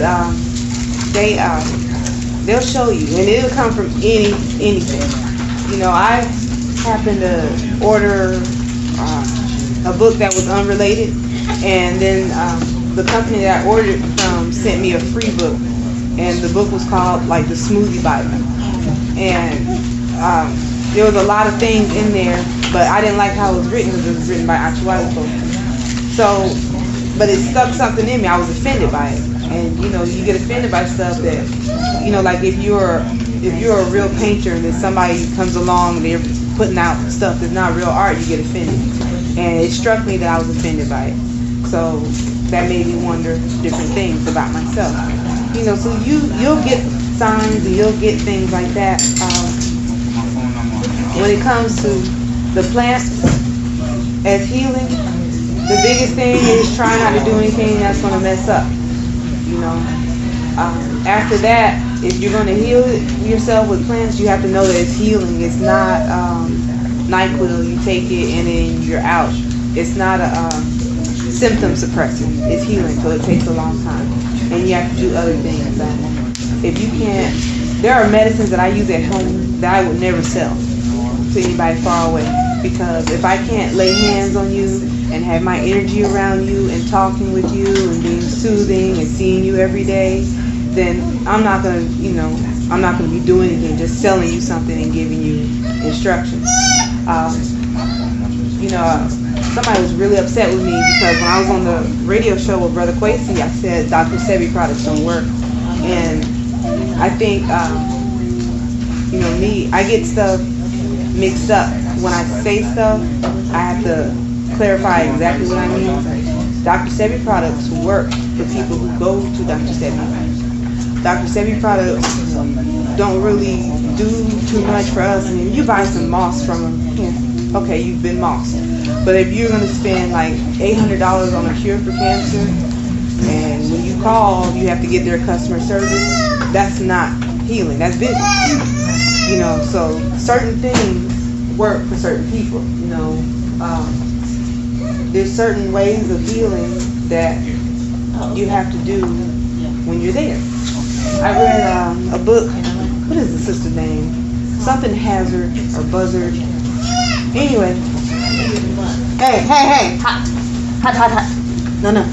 But she was telling about this older woman, and oh my goodness, she was telling about this older woman who was healing somebody's leg, and she cut a chicken in half and said some words over the chicken and tied it to the guy's leg and told him to leave it there. Even after it starts stinking, leave it there. So she checked on him every now and then, made sure it was still there. He's got a dead, rotting chicken on his leg, over this scar, over this, whatever it is. And so she came back at the appointed time and removed the stinking, nasty mess full of maggots, and all his leg was healed up underneath. There are certain things like that you can only get from your Nsamarfa. You can only get from them because, even though I read that, I don't know what she said to the chicken. I don't know what she did. I don't even know exactly what was wrong with the man's leg. But I know that kind of thing you're not going to get teaching from a class, a book, or anything like that. So, hi. And then we have so many generation gaps, you got to go back far sometimes. And then sometimes you don't. Their grandma, which is not my own blood relative, when they were teething, she used to tell me to put a silver dime in a sock and nail it to the door. And our elders sometimes throw things out like that, without, or a lady I adopted as my godmother, she told me when I had my daughter's the oldest, she's the only girl. She said, don't let nobody on their period hold your daughter, your brand new baby. You know, there's things like that. And we have it in us. Sometimes we just let it slip out. And, you know, I think it's funny when people say they don't eat everybody's food, but they go to Popeyes. I know that's random, but isn't that that's another one of black people's proverbs. You don't eat everybody's food. They go to Popeyes. But, you know, there's so much that we have inside of us, and we cannot get it if we don't get peace. And, you know, it seems my life is hectic. It's really, really hectic. It's frustrating. The children were so quiet in the car today that I was screaming at this car in front of me like, move! And I don't get loud with anybody but them. They were tripping. But, you know, even with all the hecticness, even with all the, you know, overdue bills and all this kind of stuff, there is so much peace when you know that you are doing something to make stuff better and different, and you are not only doing that, but you following the right way. You know, there's a certain pride, there's a certain, I don't know, there's a certain peace that comes along with it. And then, you know, everything has a season. Everything goes away. The only constant is change. So, you know, you may as well go for it if you have something. And I don't know why I keep thinking if somebody in here is thinking about doing something and they're not sure about it, and they're not confident in themselves or something. But sometimes I get little vibes from people, and I can't always pinpoint it, but, you know, I know where it's coming from. But that's when I first came in here, that was the thing, that somebody's been thinking about doing something, but they're not too confident about it, or they're scared of going out and doing it on their own or something. I don't know. Somebody's been thinking about taking a chance about something they've been feeling like. And that's the feeling I got right when I walked in this room. So, you know, I'm not such a good example of, you know, the financial benefits that can come. But then again, I have, you know, 8 people to feed all day long. And, you know, even though we have all kinds of government help and stuff, the only thing I receive from mine is food assistance. And still, you know, that's not help. I have my sister, my sister and brother-in-law, they had 2 degrees each. And still, they couldn't afford child care for their one son.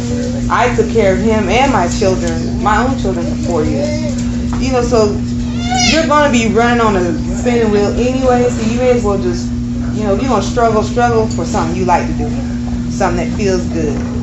But, you know, I'm going to go, because I know I'll get rambling and stuff.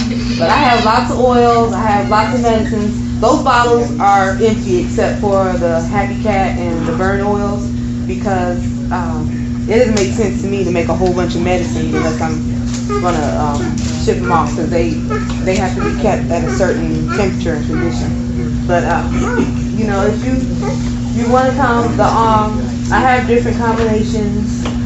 Some people like to get things singularly. I have, I told you about the Everlasting Stone, that's the libido tincture. I have the Happy Cat, that's the feminine dish formula. That lasts a long time. The burn, first aid oil, there's Cold Stop. Cold Stop has garlic, lemon, a little burdock, and elderberry, and I'll look on there and see. But I'm trying to think of what else I have. Oh, I have turmeric that's by itself. I have elderberry by itself. I have lemon by itself. I have, no, don't pick them up. I have garlic by itself. You know, there's different combinations of things, and it depends on what you want. But I mix everything up. Even when I get orders online, I don't mix anything up until the order comes through, because I don't like my stuff to be just sitting out. So if you see anything up there, I know the display is not great. I left a whole suitcase. But, you You know, these burn oil things, because they're only essential oils, they have to be $10. But it lasts a really long time. I've had the same two working with all 6 of my sons since we've been in our new house, and they always hurting they're always hurting themselves. That's since last June. So this stuff, you know, you only take, no. I keep it in the kitchen because I'm always cooking and cooking and cooking. So I keep it in the kitchen, my refrigerator. You know, you reach in the oven, you know, most ladies have one of these. So, you know, I put it on there and it won't stop the pain right away, but it stops from bubbling. After bath conditioner. That's some good stuff. It's whipped shea butter, but it's whipped with grapeseed oil and almond oil and coconut oil and vitamin E. So it's all fluffy and smooth, but I just put it on only at night because it's kind of, you know, it's heavy. And it's one of those things you put it on at night and you wake up soft. But, you know, thank you. And, you know, the plant lady has done, and catnip, the sleepy time. Cocoa go to sleep. It's made with German chamomile and catnip. It puts you to sleep. It helps you have peaceful sleep. You wake up, you don't feel drugged or anything. I used to add valerian, but valerian for some people it makes you stimulate, so I don't put that anymore. But catnip, which I don't know if a lot of people use it. I like it for children's colds and things like that because if they do have a fever, it takes away their fever and it helps them sleep on its own. So catnip's powerful and German chamomile is powerful. Cocoa and go to sleep is that sleeping scripture. Oh, there's a honey remedy. I don't sell this because it can go rancid, but this is something you can make at home yourself. If you get like a jar, mason jar, and get some good dark honey. Dark honey. I know raw honey sometimes comes where you can scoop it out with a spoon, but for these purposes, the dark honey, darker honey has more antibiotic power, so the darker honey is better. If you get some dark honey and some fresh sage, not dried up, fresh sage, and some sliced onions and some sliced up ginger, you know, with the skin off, of course, and a few cloves of garlic.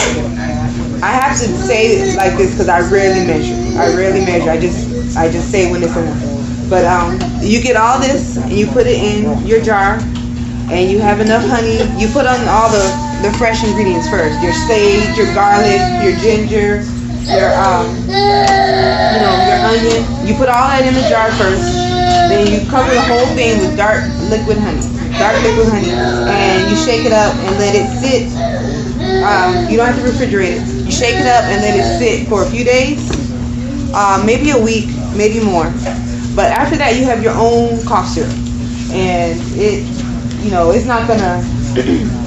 It can work to heal you, but you would have to take so much. It's not worth it. But it does help stop coughs, and it helps prevent a lot of colds too. Because I use it for the children. They don't really like. Well, they're not used to the garlic, raw garlic. But the honey remedy, it works really, really nice. It's easy to make. You shake it up, and you can leave it. If you keep it in the refrigerator, it stays for a long time. Yeah. The manuka, that's one of those dark honeys supposed to have all the minerals, propolis and all that. Mm-hmm. And on the internet, there's an Indian guy using it for eyes, like for glaucoma and cataract and stuff like that. And that formula that you gave too, the onion and the ginger and all, he also was using that to put in the eyes. Have you used any of those? No, I haven't known anybody with cataracts. So everything that I do, everything that I make is something that I've used to heal myself or somebody I know. For your immediate situation. Mm-hmm. So, because I don't feel confident telling somebody that this can work for this if I've never actually, done it. But I know what you're talking about. I've seen it too, and I don't know. Their Ayurvedic medicine is us. It's our stuff. They wrapped up in shiny Indian hair, but it's a lot of stuff that I can't say anything works until I see it for real. And I don't know if that's just me being a cynic, but I know a lot of those people just like to make money. So, you know, there's a remedy for everything. So I know that. And maybe I do need to look into cataract things, because I think my dad could. Do you have any? I don't have that I know of, but I'm trying to find something for my sister. She's come down with glaucoma, and I just feel really bad seeing her go to the doctors, and they don't even know what they're doing. And I find out they're making mistakes. I won't give her a particular remedy. Then I go back and I find out that, that would have dilated her eyes anyway, and you're not supposed to use it unless you take the laser. I said, well, why would you tell us to use it in the first place? Yeah. And something tells you, don't use it. So I told her, I didn't let her use it. So then they said, you don't need to use that. I don't like her being a guinea pig like that. Yeah, it feels so helpless. It feels so helpless. I mean, it's her eyes, not mine. And when you're making decisions for a person like that, you know, because she's mentally challenged, it just bothers me, because every time I make the wrong decision, she suffers. What kind of mental challenges she have, if you don't mind? She's retarded. She's like, you know, she's in areas, you know, people that are mentally challenged, they're not all across the board at a certain level.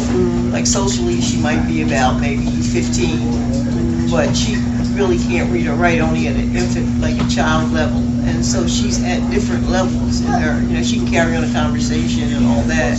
And so, you know, I just don't like being in charge of her medical situation and not knowing. I don't know anything about glaucoma. Only thing I know now, you know, is a lot of these illnesses are coming from diabetic states. Yeah, that runs in my family. Well,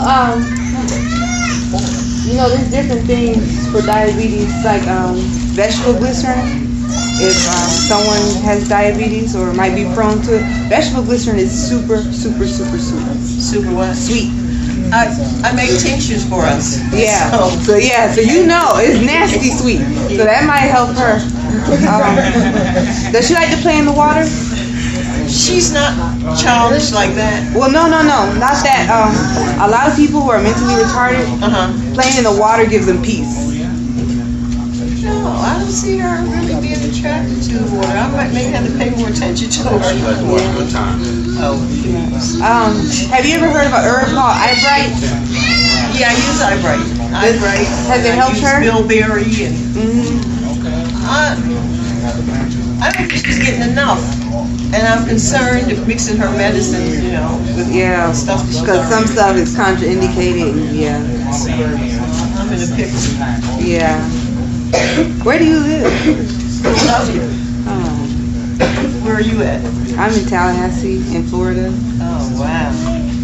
Did anybody else have anything they wanted to ask? I know I ramble. I'm sorry. Yeah. Just a quick question about the cast that you made. What did you use for your cast? It was just plaster of Paris and an ace bandage. You know, the first time it turned out real lumpy, and then I was like, oh my God, I made my son's arm worse. So I took him to the doctor, and actual doctor was like, yeah, my mom did the same thing with us, and it worked fine.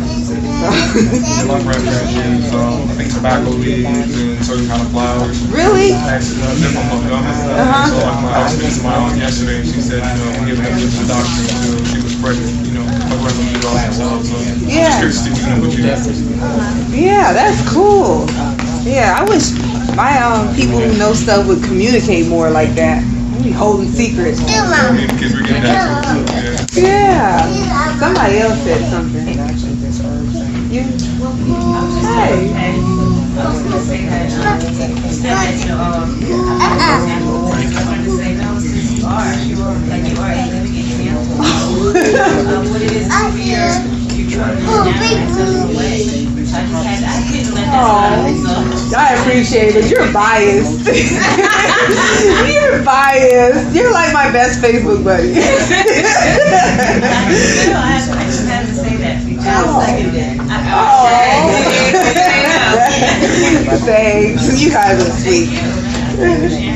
Oh. Hey, where's the little baby? The little baby girl. Where's the little baby girl? There was one of those little babies is so old. She was looking at me like, oh, you ever see a baby look at you like you're an old person? Like they're an old person. It's adorable. Well, but I thank you for your time. You guys are beautiful. I appreciate your energy a lot.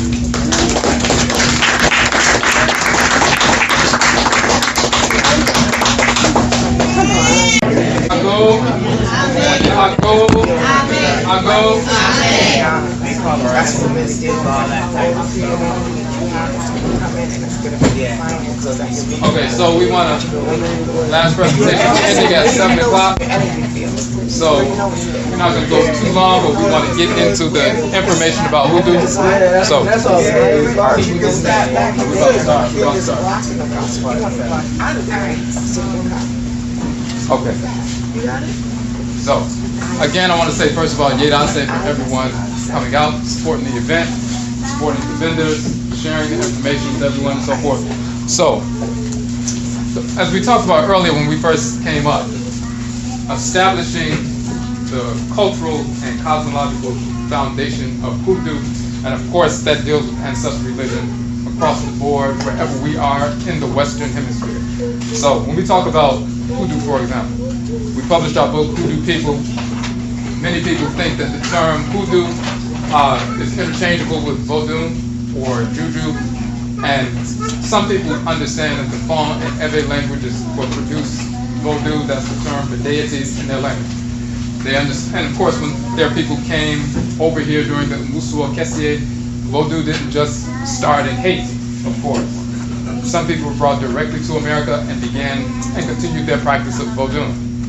Yoruba people being forced into North America, they didn't get the tradition from the Caribbean or Central America or South America. Some of our people were taken directly to North America, and they continued the Yoruba tradition under the term juju.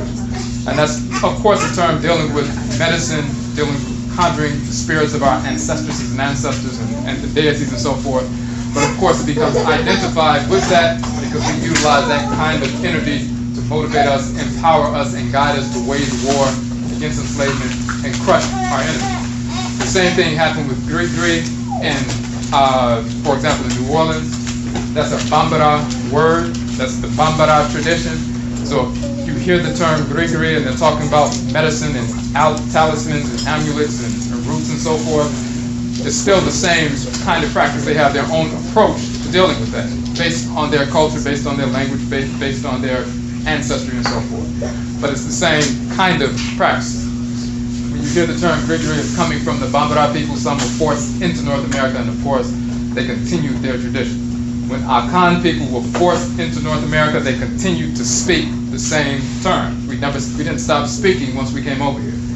We lost a certain aspect of the language, but you'll find when you look at records, for example, the names of people who were enslaved, for example, in the New York Rebellion, 12,712, so-called 1712, you'll find that out of the 21 people who were captured, 9 of them had Akradim, Akan soul names, like Kwesi and Kwame and Kojo and Ama and so forth.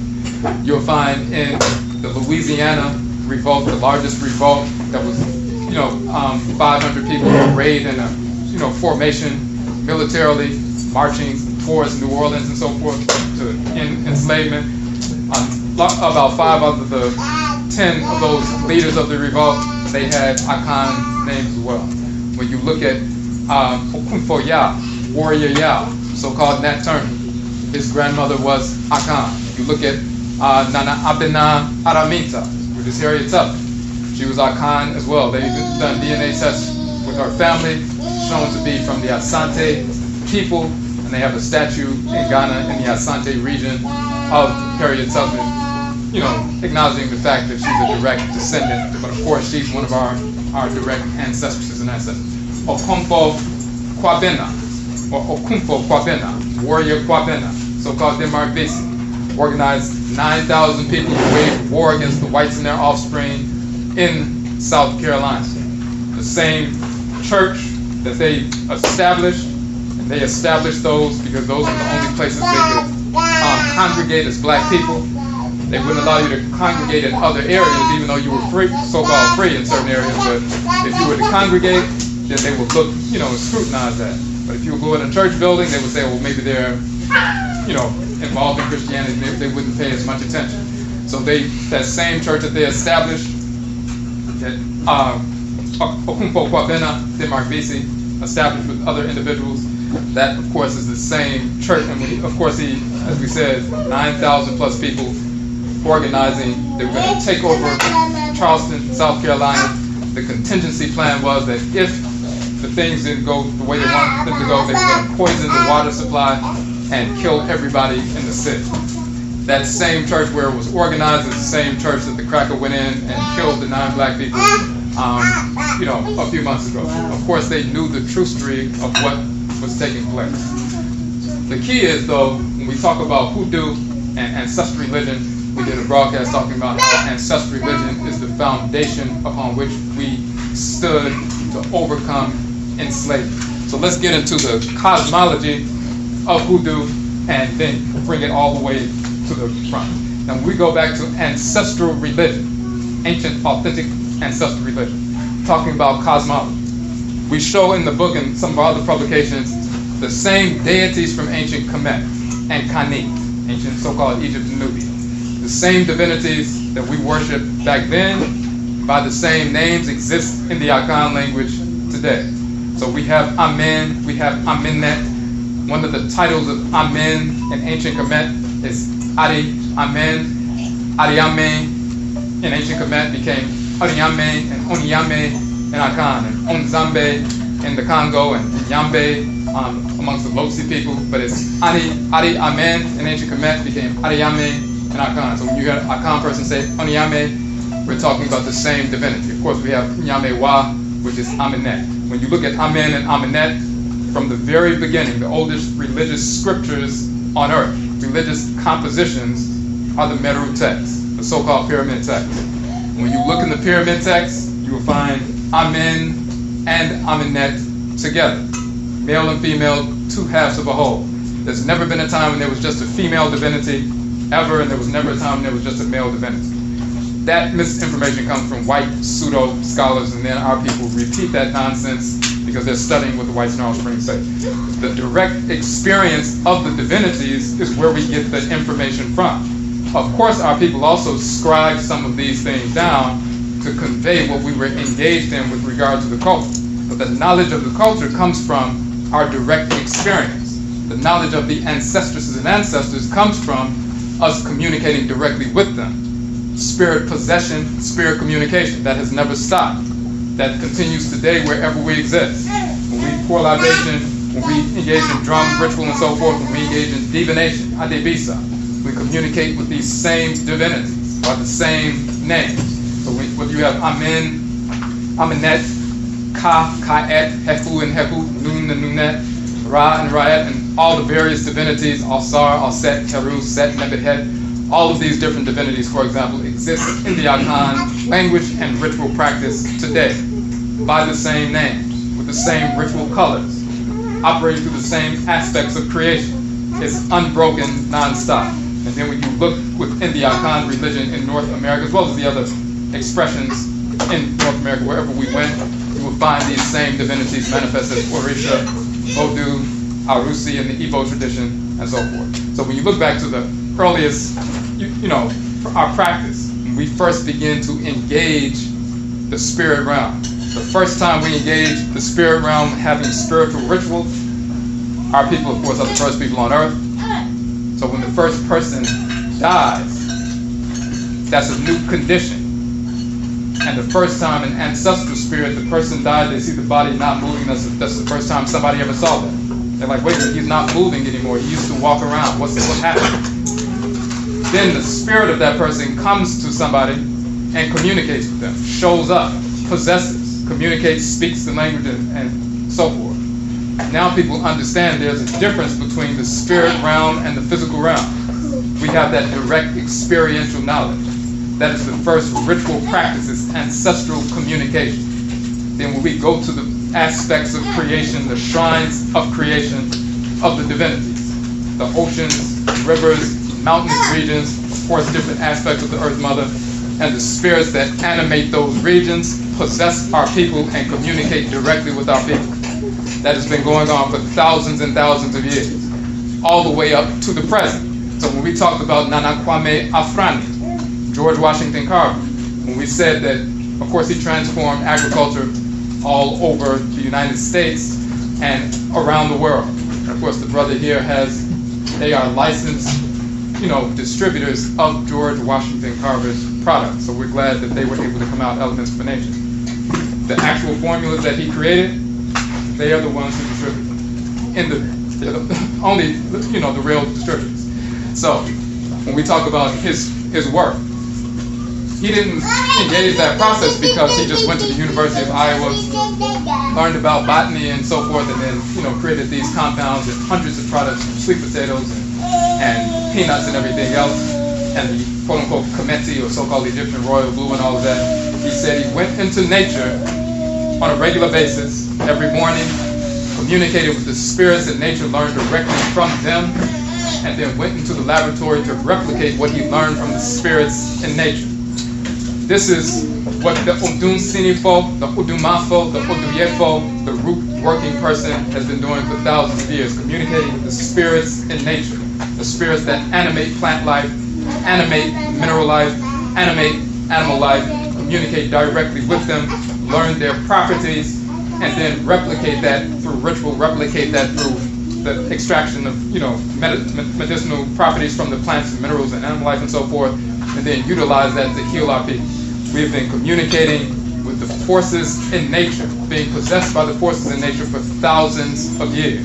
So when we talk about Amen and Amenet, or Ra and Ra'et, and Ka and Kayat, these different divinities, that is unchanged. Just like we are walking on the same earth that our people walked on tens of thousands of years ago.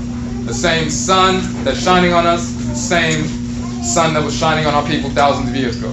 The same rivers that are moving through the earth are the same ones that they were interfacing with. The same atmosphere that's around the earth, the magnetosphere, is of course the same one. The same spirits that animate the earth mother are the same spirits that have been animating the earth, the physical body of earth, for thousands of years. The same spiritual forces that animate the sun that we were communicating with back then and being possessed by back then are the exact same ones that are possessing our people now. So if there's been no change between the deities, quote-unquote, of ancient Kemet, as though we can change the religion, you can't change the religion. The forces in nature are the forces in nature. The deities that animate the sun, moon, planets, earth, mother, oceans, rivers, mountains, atmosphere are the exact same ancient divinities that have been animating this planet and creation for millions of years. So when we align with them, we align ourselves with order. When we get out of alignment with them, then we get out of alignment with order. So when we go back to our ancient trustery and ancient Kanat, so-called Nubia, and we talk about that in the book because when you talk about the Akan people, if you look at the name Akan, they ask an Akan person, what is the root of the name? Why do we call ourselves Akan? Akan means first or foremost in the tree language, in the Akan language. It also means to count or to reckon, to calculate. So we identify ourselves as Akan because we were a component part of the first people, Kan, to existing in the world, and then a component part of the first people, Kan, to count, calculate, or reckon. Now, through counting, calculating, or reckoning, we establish the foundation of civilization. Measurement, calculation, establishing patterns, recognizing patterns in creation, establishing a society based on that periodicity of events manifesting in a cyclical fashion. That is very key because when you go to ancient so-called Nubia, one of the titles of Nubia is the Kanat land. Kan in the ancient language, and we show that in the Medutu, one of the definitions is first, foremost, from the beginning. It is called the front land, the land of the south, the Kanat or Kanit land, the first land, foremost land. The people called the Kan people or the Kanit people. It also means Kan in ancient Kemet, in the Medutu, to count, to calculate, or to reckon, showing the people of ancient Kanat, so-called Nubia, being the component part of the first people to engage in counting, calculating, reckoning, engaging in the measurement necessary to establish civilization. So it's the exact same linguistic data, of course. We have the anthropological data with regards to the names of deities across the board, migrating from ancient Kanat to the western part of the continent. In the book that we put out a couple of days ago for the Hoodoo Mayn Festival, we show the genetic migration that comports with the anthropological information, that comports with the linguistic information, that comports with the archaeological information. So if you look at the Y chromosomal haplogroup of Amansesew III and other sovereigns in ancient Kemet, that haplogroup E, specifically E1B1A, you will find that, of course, he carries that Y chromosomal haplogroup, and then it clusters at its greatest extent in the western part of the continent, around Burkina Faso and Senegal and Ghana and Ivory Coast and so forth, over 80%. You'll also find it in central Afuraitkaitnut, over 60%, and different parts of the continent. Once you see that in the western part of the continent, near the forest belt and the savanna regions, then you'll also find that same Y chromosomal haplogroup exists amongst 50 to 75% of all black people in America. So the exact same migratory pattern of the language from east to west, when you look at the traveling of the haplogroup E, it traces the exact same migratory pattern from ancient Kanat through the southern part of North Africa, clustering around the savanna and forest belt regions, and then going from there directly to North America, where we were taken from that region into North America. When you look at the Akan people, you see they traveled, they migrated after the fall of ancient Kemet. They migrated west, reestablished the Kanat Empire, the Nubian Empire, Kanat, called the Empire of Ghana. Engaged that process about 2,000 years ago. About 1,000 years later, some of our people migrated from that region and went towards the forest belt because of the invasions of the Muslims. They saw the neighborhood going down. They saw the property value going down. And crackers were coming in, it was deteriorating. When the neighborhood goes down, then you move somewhere else, and some of our people move further south to the savanna regions into what is today's Ghana and Ivory Coast, and reestablished Akana civilization, or Akan civilization, in the savanna and forest belt regions. And this is why today about 42% of the people in Ivory Coast are Akan, about 45% of the people in Ghana are Akan. Collectively, it's over 20 million people. So they're one of the largest groups on the continent, one of the largest groups from whom we were snatched and taken from that region a few hundred years later after we migrated there. After, we migrated there about 1,000 years ago, reestablished Akana civilization in the forest belt, and then we were taken from that region a few hundred years ago and forced into North, Central, South America, the Caribbean, and Europe. So as we were forced into these regions, we, of course, continued our ancestral religious practice, continued our ritual practice, continued our language. So you'll find in South America, the Akan people still practice Akan tradition. They still speak variants of the language. They still call on Inyonkumpong and Fitriampong and the different divinities in the Akan language. They call the tradition Winti, and that deals with arousal and rousing up, talking about not just the wind, but the rousing of the spirits and so forth. That's in South America and Suriname. In Jamaica, you will see that Akan people amongst the Maroons call their tradition Obia. Obia comes from Obia or Obai, which is an Akan term, and they talk about in Akan it's misnomered witchcraft. This is why in Jamaica Obia is called witchcraft. They say it's a negative thing, but of course we utilize Obia to wage war against the whites and offspring, engaged just like Nana Kwame Afrani, George Washington Carver, learning the medicinal use of plant life and mineral life, but also using the chemical and biological warfare component of plant life and mineral life. To poison the food supply, poison the water supply, to introduce viral agents to kill the whites and their offspring on the plantation. So just like we utilize these things to heal ourselves, we utilize them as chemical and biological weapons of mass destruction when we are intelligent.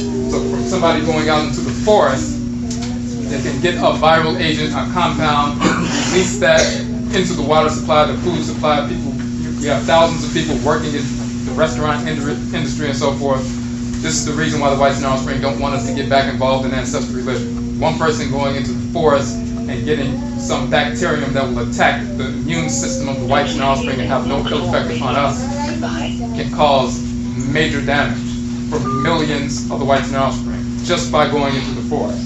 So this is why they don't want us to get back to that. But we engage that process with Obia, we engage that process with Winti and so forth.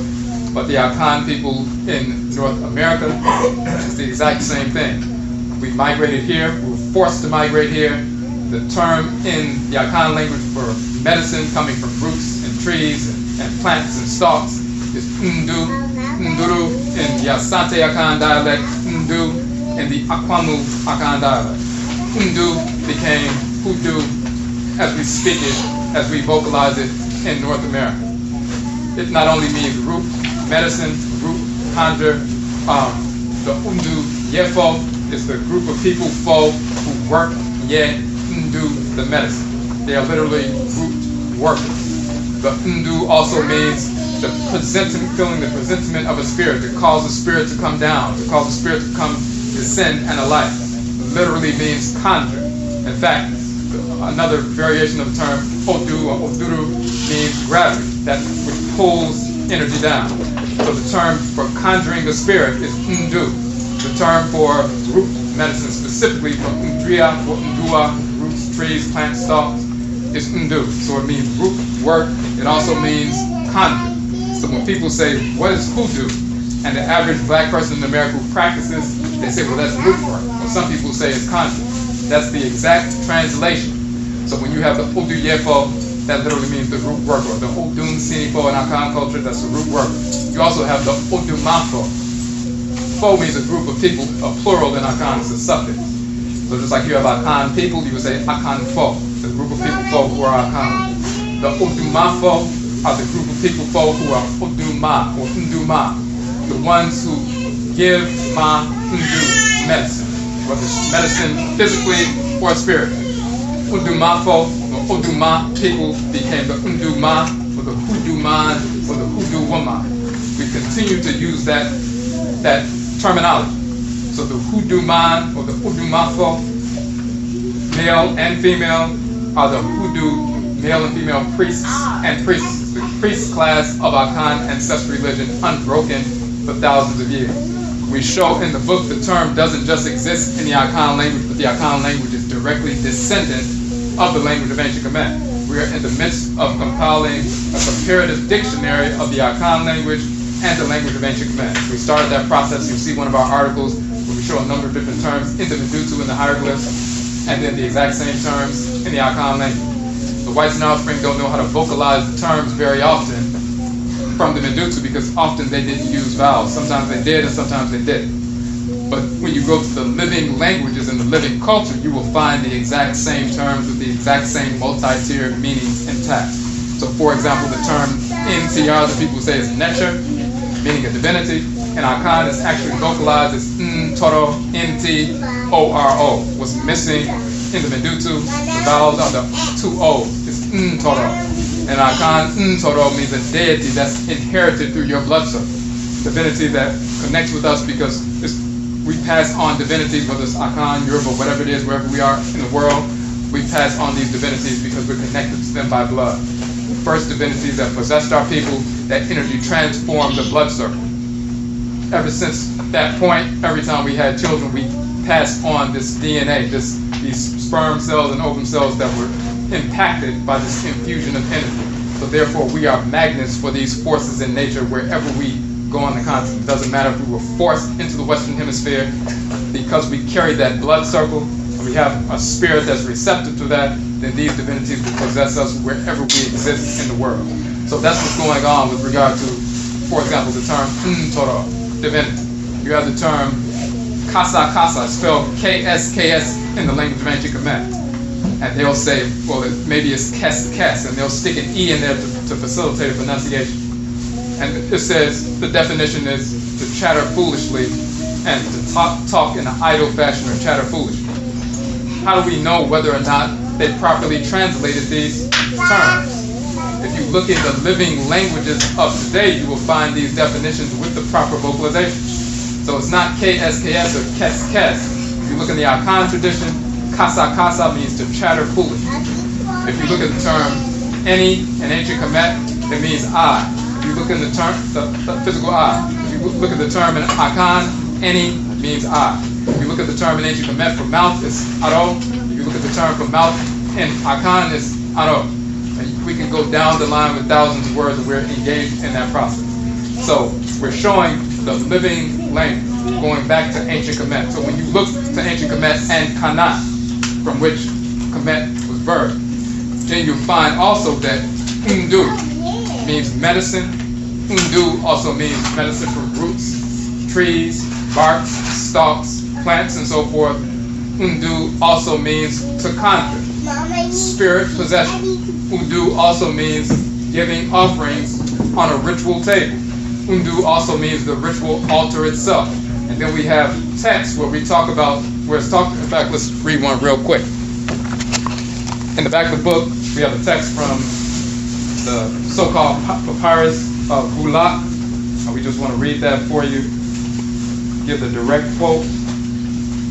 And so we show the translation and the transliteration as well. So the line of the Medutu, the line in the language of transliteration, and then the translation. So when you look at the actual translation, it says this, the sanctuary of the deity, he detests too much speaking. Make your prayers, your invocations from a loving heart, the invocations being hidden or concealed. Do your work. In fact, Abosom detests too much idle speaking in a shrine. Make your prayers and invocations with a heart which is loving but lawful, whose invocations are internal and not boastful. The Abosom or the deity will attend to the work you are doing ritually, hear that which you have inquired about, and accept your offerings. That's the actual translation of the text. When it says the deity will accept your offerings, the term for offerings is undum. That means the deity will accept your undu or your hoodoo. And then we have another text here. It says, when making ritual offerings to the Abosom, to the deity you are invoking, guard against offering that which the divinity detests or rejects.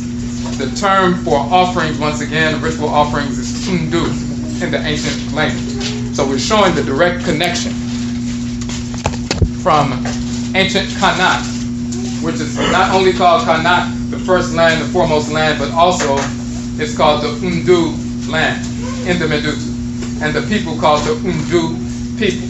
So you have the land itself being called the Akan or Kanat land. You have the land itself being called the Undun land. You have the people themselves called the Undun people. Then when they migrate to the west, they're still calling themselves the Akan people, and they're still using the terms Undu, referencing themselves in their ritual practices. And then when we get to North America, we're still calling the tradition Undu or Hoodoo, and calling ourselves the Hoodoo people, and we're people in the South. So it's the exact same transition from one place to the next. So we show all that information in fact, the book that we just published as far as the genetic information. We just published that article a couple of days ago, and it's in the book right now. So when we get into talking about ancestral religious practice, ritual practice, and the nature of cosmology, and brother was talking about Christianity earlier. When you look at the deities of ancient Kemet, you will find these same deities in Akan culture, and Yoruba culture, and Vodun, and everything else. So for example, we hear about Alsar, Alset, and Heru, who of course are children of Yeb and Nut, who are children of Shu and Tefnut, who are children of Atem and Alsaset Nebuchadnezzar, who are children of Ra and Ra'et, who are children of Nun and Nunet, who are children of Amen and Amenet. So when we talk about Christianity, that is not all included in Christianity. Our people never created Christianity at all. The whites and offspring created Christianity as an attack on ancestral religion. That was the purpose of it. The same deities that animate the forces in nature are the exact same divinity.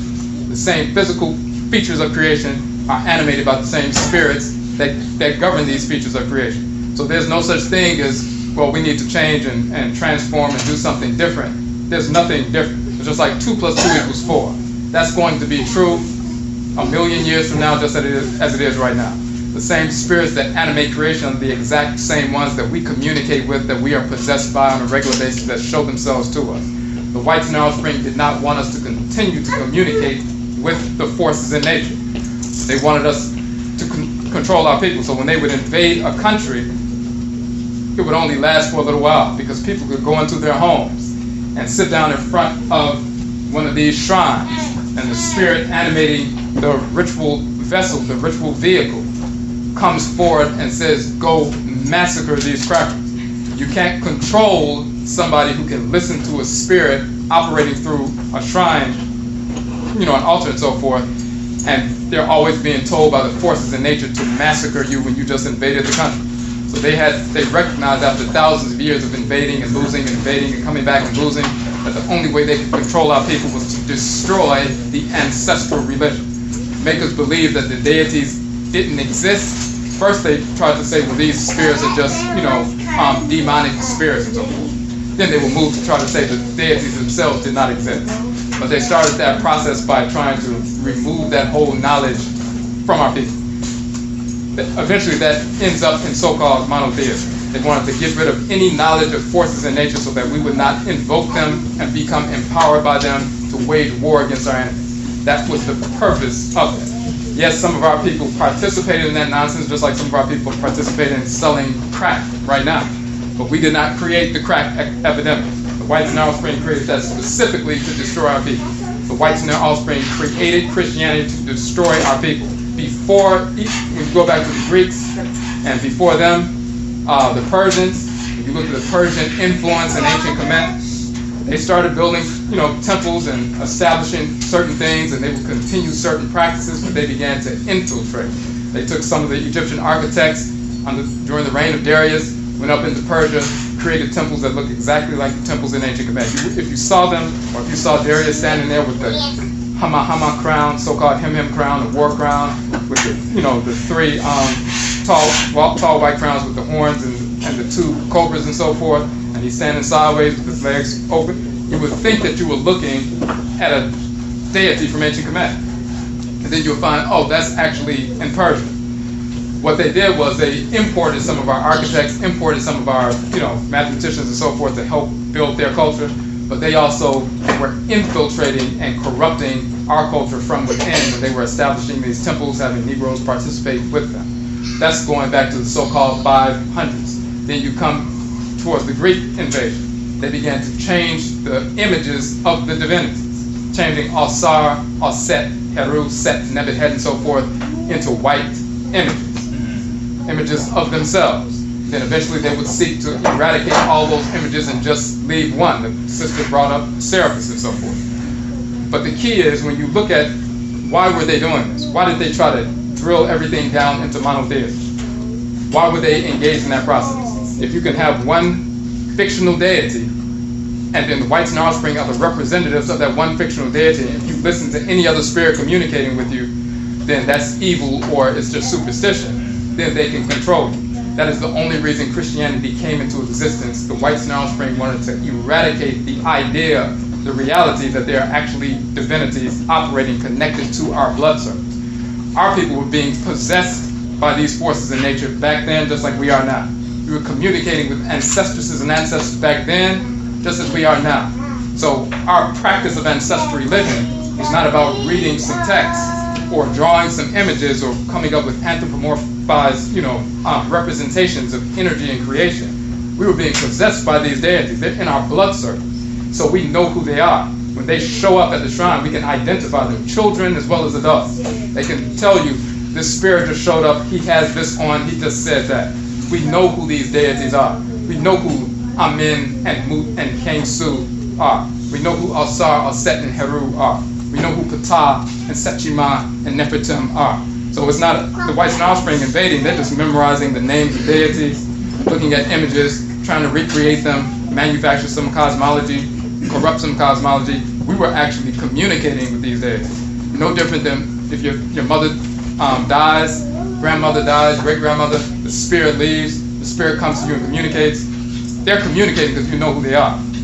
We have a direct experience. If a cracker comes along and says, you weren't communicating with your grandmother, so you need to get on some psychotropic medication, that's them trying to control what's going on, because they don't want you to listen to your grandmother if you were enslaved, to rise up, get the knife that you were using in the kitchen to, cut up onions for the cracker, for the slave master, and drive it through his throat.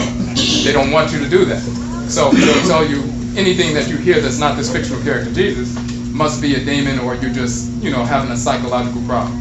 That did not begin here, that began back then. When you look at some of the Greek writers later on, they start mocking the deities of ancient Kemet, saying, oh, these Egyptians have gods with the heads of dogs and so forth, and they started to try to mock the tradition. They began to try to ridicule the tradition in the minds of their own people, but then also in the minds of some of our gullible people. The reason they tried to engage that process is because they wanted us to get away from actually communicating with these forces in nature. That didn't work back then. Typically, we had internecine warfare that caused a fracturing in society, and some of our people migrate away, and that's the reason the whites in offspring were able to take control. But the key is them creating these fake traditions. As Kamal said, when they talk about the Ethiopians, and they talk about, well, we've been, one Ethiopian called into the show and said, well, we've been Christians from the beginning. We've always been Christians. There's never been a time that we weren't Christians. Now, this Negro is talking about a fictional character who never existed. Even the king Ezana, prior to the corruption of Christianity coming into the empire, on the coins, he called himself the son of Ares. The god Ares, who was actually Mentu from ancient Kemet, the warrior divinity. One divinity that we talk about in our book, Odwiraman, Afurakanu. So, he was a worshiper of Mentu, or Ares. Then when the whites and offspring brought that fake tradition in, and he embraced it on a governmental level, a municipal level, then he changed his title to, being a Christian. So what was that ritual practice they were engaged in up until that point, for thousands of years, up until the point where he changed from being a son of Ares, or Mentu, to, somebody who's representing Christianity? That was the tradition they were practicing. Before it was Aksum, that comes from Aku. Aku, or Ta Aku, means the land of the Aku, the land of the ancestresses and ancestors, the venerable ancestral spirits. That was the title of portions of so-called Sudan, or Hanit, Nubia, and parts of what is now Ethiopia and Eritrea and so forth. So, Ta Aku, the land of the ancestresses and ancestors. What ancestresses and ancestors? The ones that we were evoking and being possessed by. When we go to a river in Kemet, like the so-called Nile River, the Hapi River, we're not just creating representations and putting them on walls and making up a religion. The spirit that animates that river, we give offerings, the spirit comes up and possesses somebody, just like a Orisha possesses somebody in the Yoruba tradition today, or an Abosom possesses an Akan person today. So, for example, in the language of Kemet, the spirit that animates the river is called Hap, or Hapi. It's a dual divinity, a twin divinity. You have Hapi of the south, Hapraset, Hap of the north, Hap Met. And we've talked about that in our publication, Kuku Tuntum. The word for water in Kemet is Mu. So Mu Hap Met is the waters, Mu of Hap Met, the northern Nile. Mu Hapraset is the deity, the waters, Mu of Hapraset, the southern Nile. Twin divinity. When the whites and offspring invaded northern Kemet, they were familiar with Muhammad because they were in the northern part that they invaded.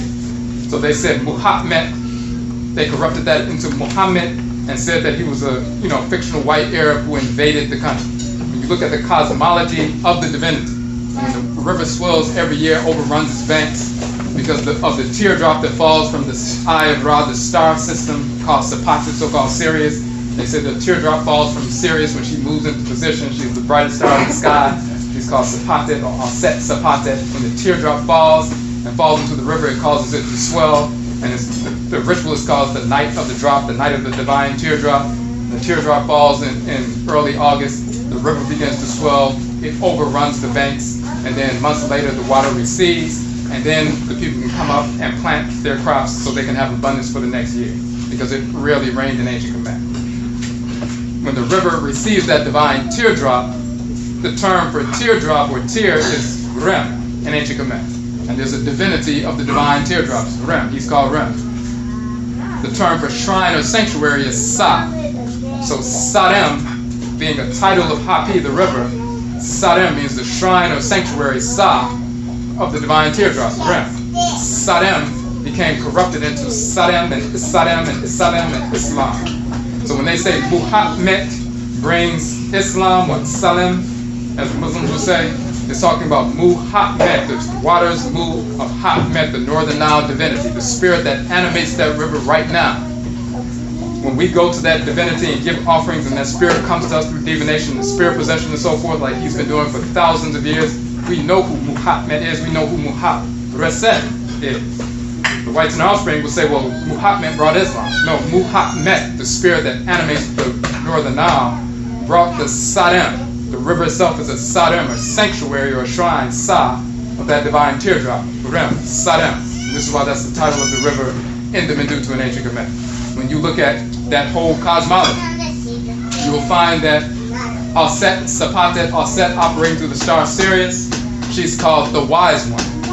Rekik, Rek means knowledge, Rekik is the feminine aspect of that, so Rekik means the wise one. So she's called Aset Rekik, Aset the wise one. The R in ancient Kemet is a rolling R just like it is in Akan. There was no letter L in ancient Kemet, there was a rolling R. They're interchangeable. Same thing in Akan. So if there's a foreign word that comes into the Akan language, like for example mulatto, the Akan person will say mulato because there's no letter L, there's a rolling R, the tongue tapping the roof of the mouth once. The same thing in ancient Kemet, there was no letter L, there's a rolling R. So if you have Ptolemy, when they translate that in the Medutu, the symbol for the letter R is what they use to represent the L. So if somebody writes Ptolemy, which is a foreign name, and you see that on the Rosetta Stone and so forth, it's the P and the T, but then the symbol for the letter R because there was no letter L, so rolling R. That's why you have Sarem or Sarem becoming Salem once the Arabs get a hold of it. That's why you have Aset, Rekik, Aset, the wise one. She gives birth to Heru within Sapatet, Heru within the star Sirius. So when they translate it to Isis in Sirius, and then her child is Horus in Sirius, it's Aset Rekik, Aset the wise one, Aset operating through the star system Sapatet. And then you have Heru, the son, being born of Aset Rekik, and he's the son of Rekik. The son of Rekik operating through Sapatet, the star system Sapatet. So, Aset Rekik, Aset the wise one, that became corrupted into Aset Lekik, and Heru is the son of Rekik, or the son of Lekik. The term for posterity or offspring is Per or Pera. So Pera Reki became Pera Reki, Bena Reki, Bena Lekim, Bena Lekim, as it's in the Kebra Bena Lekim meaning the son of the wise one, the son of so-called Sheba. Sheba comes from Shaba and Saba, but Saba comes from Sapat, Aset Sapat, Aset in the star Sirius. Ancient Kemet is called Sapat, the great mother goddess operating through Sapat. Aset is the queen of that star system. She is the queen of Sapat. And when the queen of Sapat from the south comes and meets Alsar, who's operating through the star system Orion, called Sa in ancient Kemet, he's called Hori Met, the northern Met, Hori, the chief or king of the north, Hori Met. When Alsar was resurrected in the region of Menefer in the north of Kemet, and then he went into, as the Shabaka Stone says, into his glory after he was resurrected by Heru and so forth. He was resurrected in the north and took his throne in that region. So he's called Hori Met. Hori Met became Sholimet, Sholimet, Solimet, and Solimet, and Suleiman, and Solomon, later in English. Hori Met or Sholimet became Suleimet. He connects every year. You see the star system Orion or Alsar, then you see the star system Sapatet, and they unite. The union of Alsar and Aset in the sky. Horimet, or Horimet, Sholimet, Sholimet, and Aset Sapat. Solomon and Sapa, Solomon and Shaba, Solomon and Sheba. And when they unite, and then the star system goes back to the south, when the queen of Sapa goes back to the south, the queen of Shaba goes back to the south, the queen of Sheba goes back to the south, she is pregnant with Heru of Sapat. Heru, the son of the wise one. Heru Pera Resh, or Bena Leshi, or Bena Lekim, Menelek, the son of Sapat, the son of Shaba, the son of Sheba. That happens every single year. There was no Solomon, there was no Sheba, there was no Menelek. The Kebra Nagas is nonsense. It's foolish. They never existed of any race whatsoever. Talking about corruptions of Alsar, Aset, and Heru operating through the star systems, and that story plays out every year. When you talk about Heru, the Cain Su Heru, the son of Amen and Muz. So you have Alsar, Aset, and Heru, but you also have Amen, Mut, and Amansesew. Amansesew is a hawk-headed divinity as well. He's a spirit force operating through the moon right now. He's been operating through the moon all along. Amansesew is called Ayensu and Akan. And then Amansesew, the feminine divinity, or Amansesew, in ancient Kemet, is Ayensua and Akan, or Ayensuya and Akan. Amansesew and Amansesew, Ayensu and Ayensia, or Ayensua, depending on the dialect and Akan. The same two male and female divinities we still get possessed by, part of our patriclan and matriclan divinities that are in our blood circle today. The exact same Amansesew and Amansesew in ancient Kemet. Amen, Mut, and Amansesew. When you look at Amansesew, he's a hawk-headed divinity. He looks just like Heru, the son of Alsar and Alset. The only difference is he has a crescent moon on his head. If you didn't see that crescent moon, he looks identical to Heru, the son of Alsar and Alset, the hawk-headed male divinity. But we knew the difference, so we put the moon showing that he's a masculine force animating the moon. So when you talk about Amansesew, the son of the great hidden divinity, Amen, and the great Mut, which means mother, when they talk about Amansesew being corrupted into Yesu and Jesus and Jesus and Jesus, that comes from Amansesew Neferhetep Heru, the son of Amen and Mut. That's where the name comes from. And he has his own function in creation. Amansesew is a healer. He raises the dead. When you look at the so-called Becton Stele, and they call Amansesew out of ancient Kemet and ask for his shrine to be sent up into the so-called Near East because somebody was having a problem, and they take his shrine into the Near East, and then he heals the problem, but then the king in the Near East, Naharim, decides to keep the shrine of Heru there for 3 years, but then eventually he has a dream, and he sees the spirit of Heru, Amansesew, rise up out of the shrine in the form of a golden hawk and fly back to Ta'apet, so-called Thebes, and take up residence in the shrine. Then he says, okay, we better send this shrine back to the parent shrine of Amansesew in the temple of Amansesew, so-called Khonsu, in Ta'apet, so-called Thebes. That means Amansesew was called out of Kemet to go into the Near East, spend 3 years healing, and then his spirit leaves that place, goes up into heaven, and flies back to be with his father, the parent Amansesew divinity. Of course, that's where they get that aspect of the story from. That filler in the story. The skeleton of the Jesus story is Alsar, Alset, and Heru. The birth, the virgin birth, the death, resurrection, and all of that. That's the skeleton of the story. The filler, as far as him being a healer, Amansesew is a divine healer. Amansesew raises the dead. Amansesew gives medicine. Amansesew helps women to be, fertile and so forth. All of that filler comes from that divinity. He is a totally separate divinity from Heru, son of Alsar and Alset. He's called Ayensu and Akan, just like Heru, son of Alsar and Alset. He's called Yao and Akan and Soro and Akan, which is Horo, Heru, and so forth. So we're talking about different divinities. And this goes back again to whether it's Christianity, Islam, Hebrewism, or whatever. We have a full system dealing with actual forces in nature that animate creation. They're not talking about in Christianity, Amen, Amenet, Ka, Kayet, Hehu, and Hehu, Nun, and Nunet, Ra, and Rayet, Atem, Atemet, Shu, Tef, Nut, Geb, Nut, Asar, Aset, Set, Nebuchadnezzar, Tehuti, Tekit, Ma'ad, Ma'ad. All these divinities, just like the different organs in your body, function together in a harmonious fashion. All these divinities are organs within the great divine body of the Supreme Being, and they have their own functions, and we align with them just like the cells in your body align with these different organs.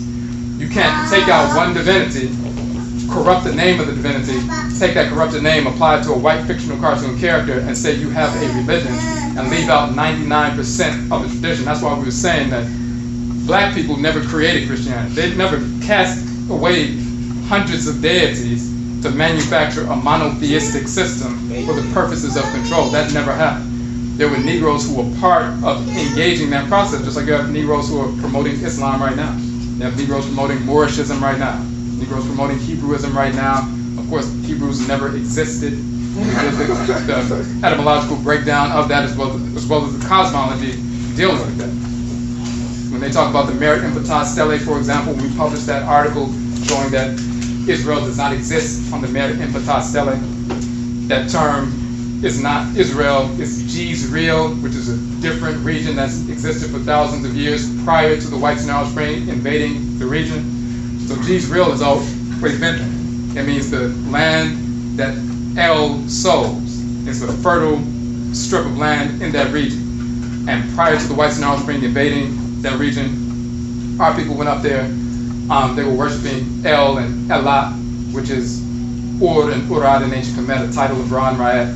You have Ul and Ulat, all the Northwest Semitic languages, so-called Semitic languages. They have El, or Al, or Ul, and Ilu, all coming from Uru, from ancient Kemet, meaning the great or the great. So you have Ra, Ur, Ra'et, Uri, Amin, Ur, Heru, Ur, Hekal, all these different forms of Ur. Ur became Ul, that R and L interchanging again. So you have Ul and Il and Al and so forth. Same divinity. So what happened is our people carried the same tradition into that northern region. They had all the various divinities. When you look at the coffins, they look exactly like the coffins of ancient Kemet. When you look at the murals, they're the same murals that worshiping the same deities, being possessed by the same deity. So when we talk about Jezreel, that's talking about El or Il sows his seed in that fertile valley. The whites and offspring tried to say that said Israel, but of course we proved that didn't happen. And then we go into some detail in the broadcast talking about the fictional group of so-called Hebrews who never existed. There were no ancient black Hebrews. There were no white Hebrews. They did not exist. They're no different. There were no ancient black elves at the North Pole that, their identity was stolen from them and we need to get back to our elf nature. It never happened. It's not the nation of Elvelites. That's not what's happening. So you can see when you study the actual cosmology, number one, of course, it's laid out on the walls and the murals of ancient Kemet, but the living culture is still here. So we don't only deal with the actual murals, but the actual divinities who still animate these forces in creation are still here. And we're still invoking them with the same language. So we have full systems that were never broken down. When Kamal talked about what happened to the systems, we migrated away. Just like some people are continuing to practice hoodoo and so forth, and we're bringing it to the fore, our people never stopped practicing. So there was no such thing as we lost our religion. Some people lost a war, but they didn't lose the religion. You can't lose the religion when the deity still possesses you. Even if somebody was never taught the religion, they were taught Christianity and Islam and everything else growing up all their lives, but when the deity possesses the person, that trumps all of that other nonsense. So we never lost the tradition. In the Kuku Tumtum, the ancestral jurisdiction, we also talk about the origin of the fictional character Moses, who never existed as well. One of the titles of Tahuti is Ma'al Kher, meaning truth of word, truth of voice, the truth of speaking. And in the book of the Cow of Heaven, the so-called destruction of mankind, Ra tells Tahuti, come with me to a mountainous region. He wanted to talk about how these certain men and women were waging war and attempting to destroy and attack and so forth. So he called Tahuti up to the mountainous region, and Ra takes on the form of a divine light. He's called Ra Aku in that form of the divine light, and he tells Tahuti to write down what is in the spirit realm, and he becomes the scribe. He becomes the scribe of the divine law. So you have Ma'al Kher going up on the mountain, becoming the divine scribe for the creative divinity, and then Ra makes Tahuti his representative on earth, because Ra says he's leaving the rulership of earth and he's going into the heavenly realms, and he's going to establish the Sekhet Hetep, the divine field of peace, and he's going to place divine food within that divine field, and that's the Sekhet Aru. And once he engages that process, what he's established is the so-called promised land, and then the divine food is the land of milk and honey, and Ra operates through the sun, Tahuti operates through the moon. The golden light of the sun is the honey, the milky light of the moon, the silver light of the moon is the milk, the milk and honey, the food falling from heaven and everything is the milk and the honey.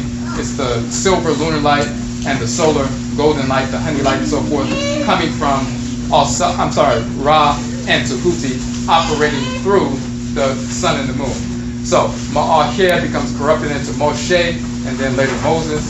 Moses going up on the mountain, communicating with the deity in the form of divine light, being told he's going to be the representative of the people.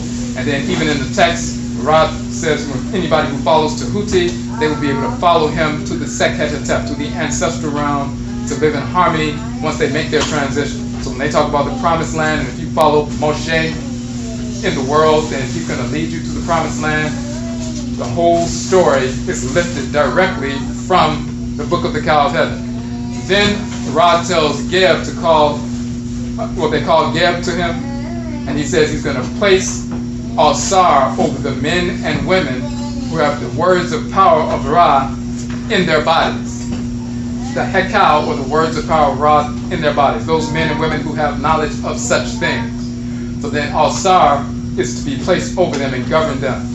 That is the establishment of the priesthood and priestesshood. Those who have the words of power of Ra in their bodies, they're governed over by Alsar in that same text. And of course, the whites and offspring talk about the establishment of the Levitical priesthood. All of that is stolen directly from the Book of the Cow of Heaven. But it has absolutely nothing to do with this Judaism, this nonsense. So as we go through the Kukutuntun, the ancestral jurisdiction, we go through all these various characters. Abraham, Isaac, Ishmael, Moses, Solomon, Sheba, Menelik, David. All of these characters, fictional cartoon characters. We also touch on Buddha, Allah, Yahweh, Elohim, all of that. So that's important because some people will say, well, listen, you can't practice hoodoo without the Bible. Because the Bible is the working manual for hoodoo. As Kamal laid out, when did they start incorporating the Bible amongst black people in America? A little bit over 100 years ago. When we came here, we were saying hoodoo, that's part of our language. We've proven that. When we came here, we were being possessed by the Abosom and the Unsamaf when we continue that process, even today as we have here. So the whites and offspring began to introduce Christianity in order to corrupt the minds of our people. Some of us fall for that nonsense and start to incorporate that into a pseudo-hoodoo practice. So the only spirits that you will communicate with if you're calling on the whites and their offspring are either their deceased relative or some deceased relative of yours, a non-relative who's a disordered kind of spirit. Nobody living in harmony with divine order is going to respond to criminality, to lies. It's like you're not going to respond to some criminality. So when they talk about hoodoo being supported by the Bible, that's pure foolishness. What our people are doing today in hoodoo is what we've been doing all along. We show this akuaba, carved in the so-called 1700s by one of our ancestresses. It's the exact same ritual practice we've been engaging for thousands of years. In our book, Ankh, The Origin of the Term Yoga, we show the Ankh is the same symbol of the Ankhua, same name and same symbol with the same functions. There are fertility functions that are used for the Ankh to enliven and impregnate the woman in ancient Kemet. The Ankh is also used for funerary practices for the spirits of the deceased to keep them in alignment so they can make a smooth transition to the ancestral realm. But the Ankh is also used on shrines of deities and ancestral spirits. In our Akan culture, the fertility doll is used to help women get pregnant, tied on the back of the women and so forth, and they carry the doll on their back after it's been ritually prepared, consecrated, and given medicine by a priest or a priestess. But then they're also used for funerary practices. When somebody makes a transition, one of those sculptures is placed on a shrine, given food offerings and so forth, to help stabilize that spirit after they've made that transition, so that after about a 40-day period, they begin to make their journey to Asamando, the ancestral realm, so they can become firmly seated and firmly rooted, grounded in the ancestral realm, so they're not just wavering out here, haunting quote-unquote houses and hanging around the spot where they were shot, terrorizing people because they're still anxious about what happened to them. So we have ritual practices to smooth that process out. But the Akua is also used on shrines of deities and ancestral spirits. So it's the same ritual item with the same functions that we've been using for thousands of years. All the ritual practices that we engage in, even the language, the names of the deities, the colors, all of these different things we continue to use. When you look at kente cloth, specific patterns. Each one of the colors has a specific meaning, because each color has a different frequency. The faster moving colors are burning faster, generating, lighter colors, and the slower moving energy generating, cooler, darker colors. So every time you see the different colors on any kind of cloth, the difference is the rate of vibration. Just like a white light can be broken up into a band of, a rainbow when it's bent or refracted by rain or mist, or shown through a glass prism. The differences in the streams are the rates of vibration. Every color has a specific rate of vibration, a collection of, specific configuration of energy moving through it. And that's why when you have a cloth, it has specific colors, green and yellow, or orange and black, or red and black, or red, yellow, and black. One is moving at a certain frequency, another one's moving at a slower frequency, and when you combine them, that gives a medicinal effect upon the person literally. Just like you can sing and the sound vibrations will break a glass, what are those sound vibrations doing to your organs, your cells, your systems? We have cataloged all of the sound vibrations, associated them and recognized them in connection with the colors that they generate as they are, manifesting. And we include those in the cloth. We include those in the Adinkra symbols. Geometric patterns generate different rates of vibration. If you have a square, you have a circle, you have a triangle, when life force energy is moving through a circle, it generates a certain kind of field of energy. When it's moving through a triangle, it generates a certain field of energy that's different. If it's moving through a square constantly, it's generating a different field of energy. We have cataloged the various geometric patterns and included them in our scripts. So therefore, when we have a number of Adinkra symbols, each one of those symbols, when we apprehend it spiritually and send our energy to it, it creates an effect that affects our physical body and our spirit body. So the Adinkra symbols talk, speak, literally. The sound vibrations emanating from them, we can pick up on those and learn that language. And we utilize those Adinkra symbols to pull the Abosom down, pull the Nsamanfo down, pull the ancestral spirits down, and so forth. When we wear specific colors, they generate specific sound vibrations. The cloth is literally speaking. In a literal sense, the energy coming from it, when you attune to it, you can hear those sound vibrations. We replicate those sound vibrations. We repeat the speech of the cloth. So our cloth speaks. The Adinkra symbols speak. We have the sculptures here. When you look at the Adinkra symbols, you will find them all over the United States, in the iron works, in the gates, in the door frames, in window frames, wherever we were enslaved. You'll find Adinkra symbols all woven in the ironwork, because we were enslaved not just on plantations, but also in ironwork, because many of our people were metalsmiths. The same thing with the kente. We didn't have the looms that we had in Akan culture, so our people, our grandmothers and great-grandmothers who were prolific quilt makers, they simply took the strips of cloth. Like kente is strip weaving. We took the strips of fabric that we could get our hands on, and they replicated these same kente patterns in the quilts that we make today. So we still have kente today in North America. We still have Adinkra symbols today in North America. We still have Akuaba in North America today. We still have Hoodoo, of course, in North America today. So our culture has never been lost. When you can communicate with your ancestresses and ancestors, you can learn directly from them what the culture is, what the language is, and replicate that and reestablish that. And that's the purpose of what we're doing now. Our ancestral religion is born in our blood circle. The same divinities that we have been possessed by and communicated with for thousands of years are the same ones that are animating us right now. The same ancestresses and ancestors that have communicated with us for thousands of years are the same ones who are communicating with us right now. So we re-establish and institutionalize an authentic expression of ancestral religion. So that's the purpose and the value of what we're doing, we're seeking to do here. So, I say we appreciate everybody coming out. We passed the time. So, before they kick us out, any questions on any of that? This is not related to that, but it was in the, because I'm looking at the Zepsepi. The bird that when first flesh, when first earth rose up. Right. Where did the bird come from? Well, the bird is representative. So you'll find that you're talking about the Bennu bird. So when you see the Bennu bird flying across the primordial waters, and even if you see a Bennu bird, a so-called heron today, when the water begins to recede, then you see little mounds of earth. Of course, it looks like the mounds are rising, but of course the water is receding. The Bennu bird is flying over the waters, and then when they see one of those mounds, they land on the mound. Now, the Bennu bird is the Ba of Ra and the Ba of Atem, and associated with Atem. And Atem operates through the setting sun, and he's sitting inside of the red sun disk. They'll show him sitting inside the red sun disk. So when the sun moves across the sky and is flying across the sky, and then it sets down on the mountains of the west at sunset and touches the earth, The Bennu bird has just flown across the sky and settled upon the earth, and that's the energy of the sun moving through the primordial mountain, enlivening the primordial mountain. And now Atem is the first male divinity that sets upon the earth. And of course, that's where you get Adam being the first man sitting upon the earth at the beginning of creation. But the Bennu bird is an Achini boy, animal totem of Atem as well as Ra. And that's where they get the whole notion of flying across and such.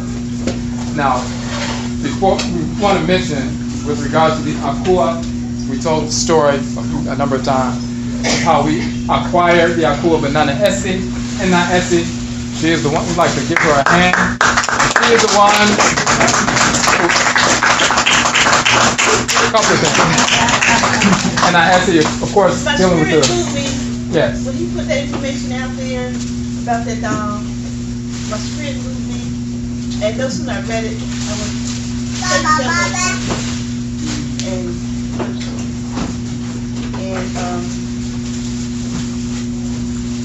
spirit moved me. And every time I see it, every time we talk about it, I get very emotional.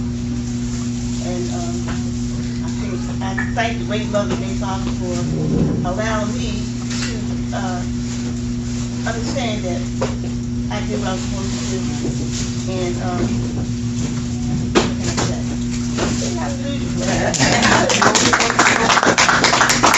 as you can see, Yedase, we thank you for that, because as you can see, this Nana Akua, the spirit, the woman who carved that doll on a plantation, one of our direct blood ancestresses, her spirit has been able to unify everybody coming out from different states as a unifying force.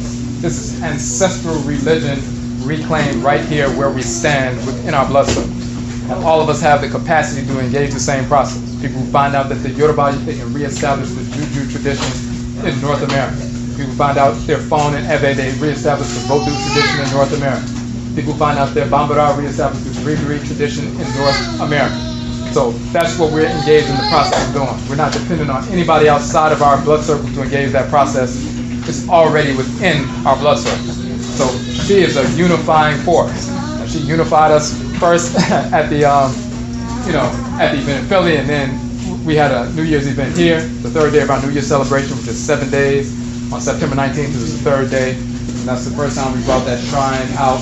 So an Akan, ancient Akan artifact born of the hands of one of our people has returned to our community, and she's helping to unify all the different elements within our community so we can get back in tune with our ancestral religion. So that's a major piece. So, okay, so any other questions? And we also want to thank NISC because she wanted to donate the proceeds from the food to our organization, Akungwa Suyadain. We're working to open up a center. And of course, we have the fundraising campaign and so forth, so we want to thank NISC again for that. Our center will be, we're already broadcasting 3 times a week on Blog Talk. We have 3 different shows. All the archives are on the website. We have 183 broadcasts to date. You can download, most of them are 2 to 3 hours. You can download all of that information. We have 16 books, including our Hoodoo book. All the ebook versions of our books are free downloads. Actually, 17 books now. You can download all of those, but we also sell the soft cover versions. And this is the way we generate funds to, establish and perpetuate our programs.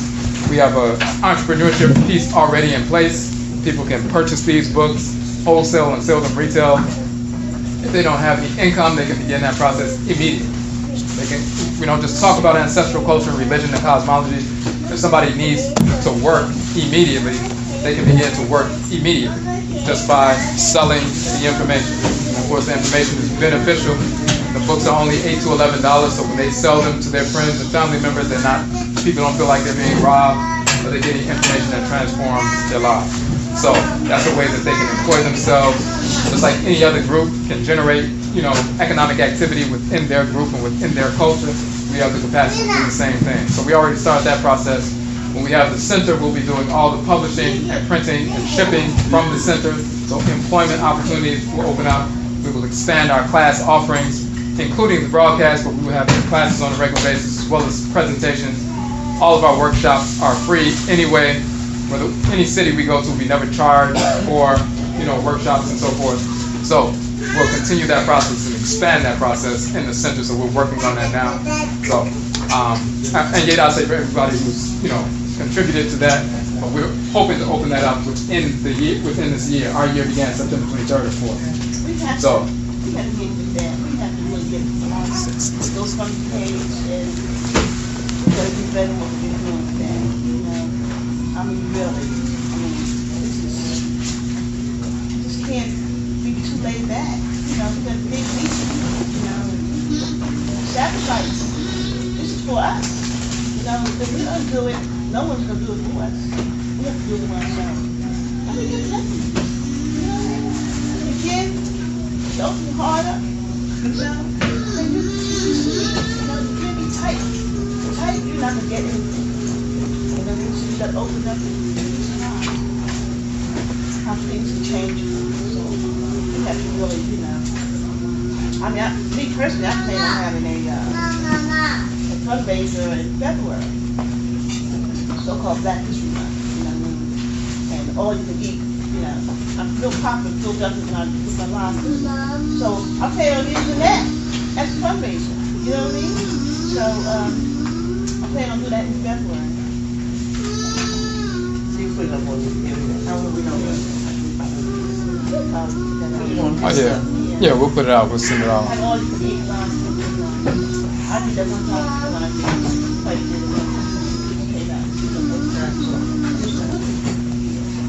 So, you use your expertise and whatever you have to try to raise some funds for this second. We have to get it. We got to expand it. You see what's going on in this country. I mean, they have put all kinds of stuff. Teaching to our grandchildren in the schools. I mean, what is it? That's horrible. They're trying to destroy us. They're trying to destroy us. So, we got to step up.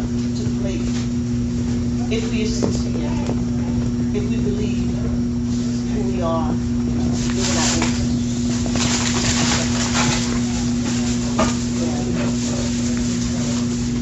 And I'll say we appreciate that.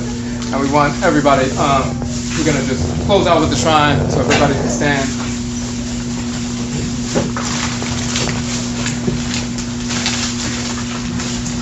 You don't have to. Always.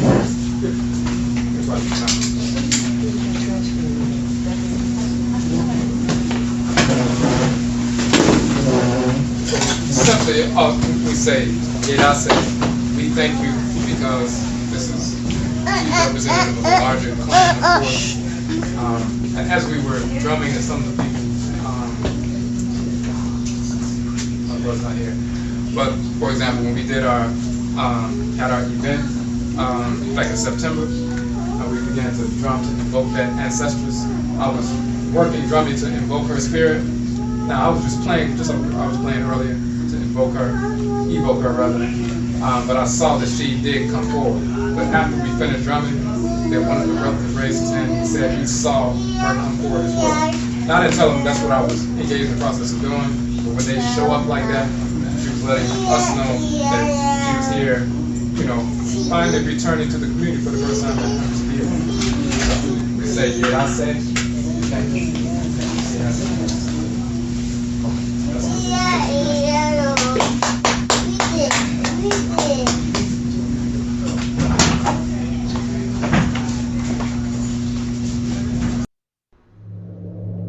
Hoodoo, medicine, healing, root work, conjure, ancestral religion, born of the blood circles of our Akan Ancestresses and Ancestors of West Afuraitkaitnut, Africa, and ancient Afuraitkaitnut, ancient Kanit, those of our family who were forced into North America during the Amansesew, the Great Perversity, the enslavement era. However, as we were transported, we brought our ancestral religion with us, and it was upon the foundation of our ancestral religion, upon the foundation of Hoodoo, that our revolts against the whites and their offspring, against enslavement, and our subsequent independence through warfare were laid. When we had children, we drew our Nsamanfo, our ancestresses and ancestors, into the womb to return to Asase Afua, our earth mother once again. The knowledge of the religion and culture, the knowledge of Hoodoo, was written into their okra, written into their soul, the divine consciousness, by Nyamewa and Nyame, our great mother and great father, supreme being. As they grew and developed, they accessed this ancestral knowledge and incorporated it into every aspect of their lives. This is transcarnational transmission of culture, the intergenerational spirit-genetic transmission of culture, which was and is impervious to being broken through the horrors of the Amansesew enslavement. Hoodoo Mayn, Hoodoo Nation, the restoration of Akan Ancestral Religion in North America, born of the blood circles of our people, the Akan Ancestresses and Ancestors who continue to return. It is through Hoodoo that we were sustained, and it is through Hoodoo that we will fulfill our function, complete our mission, defeat our enemies, and restore our sacred ancestral order.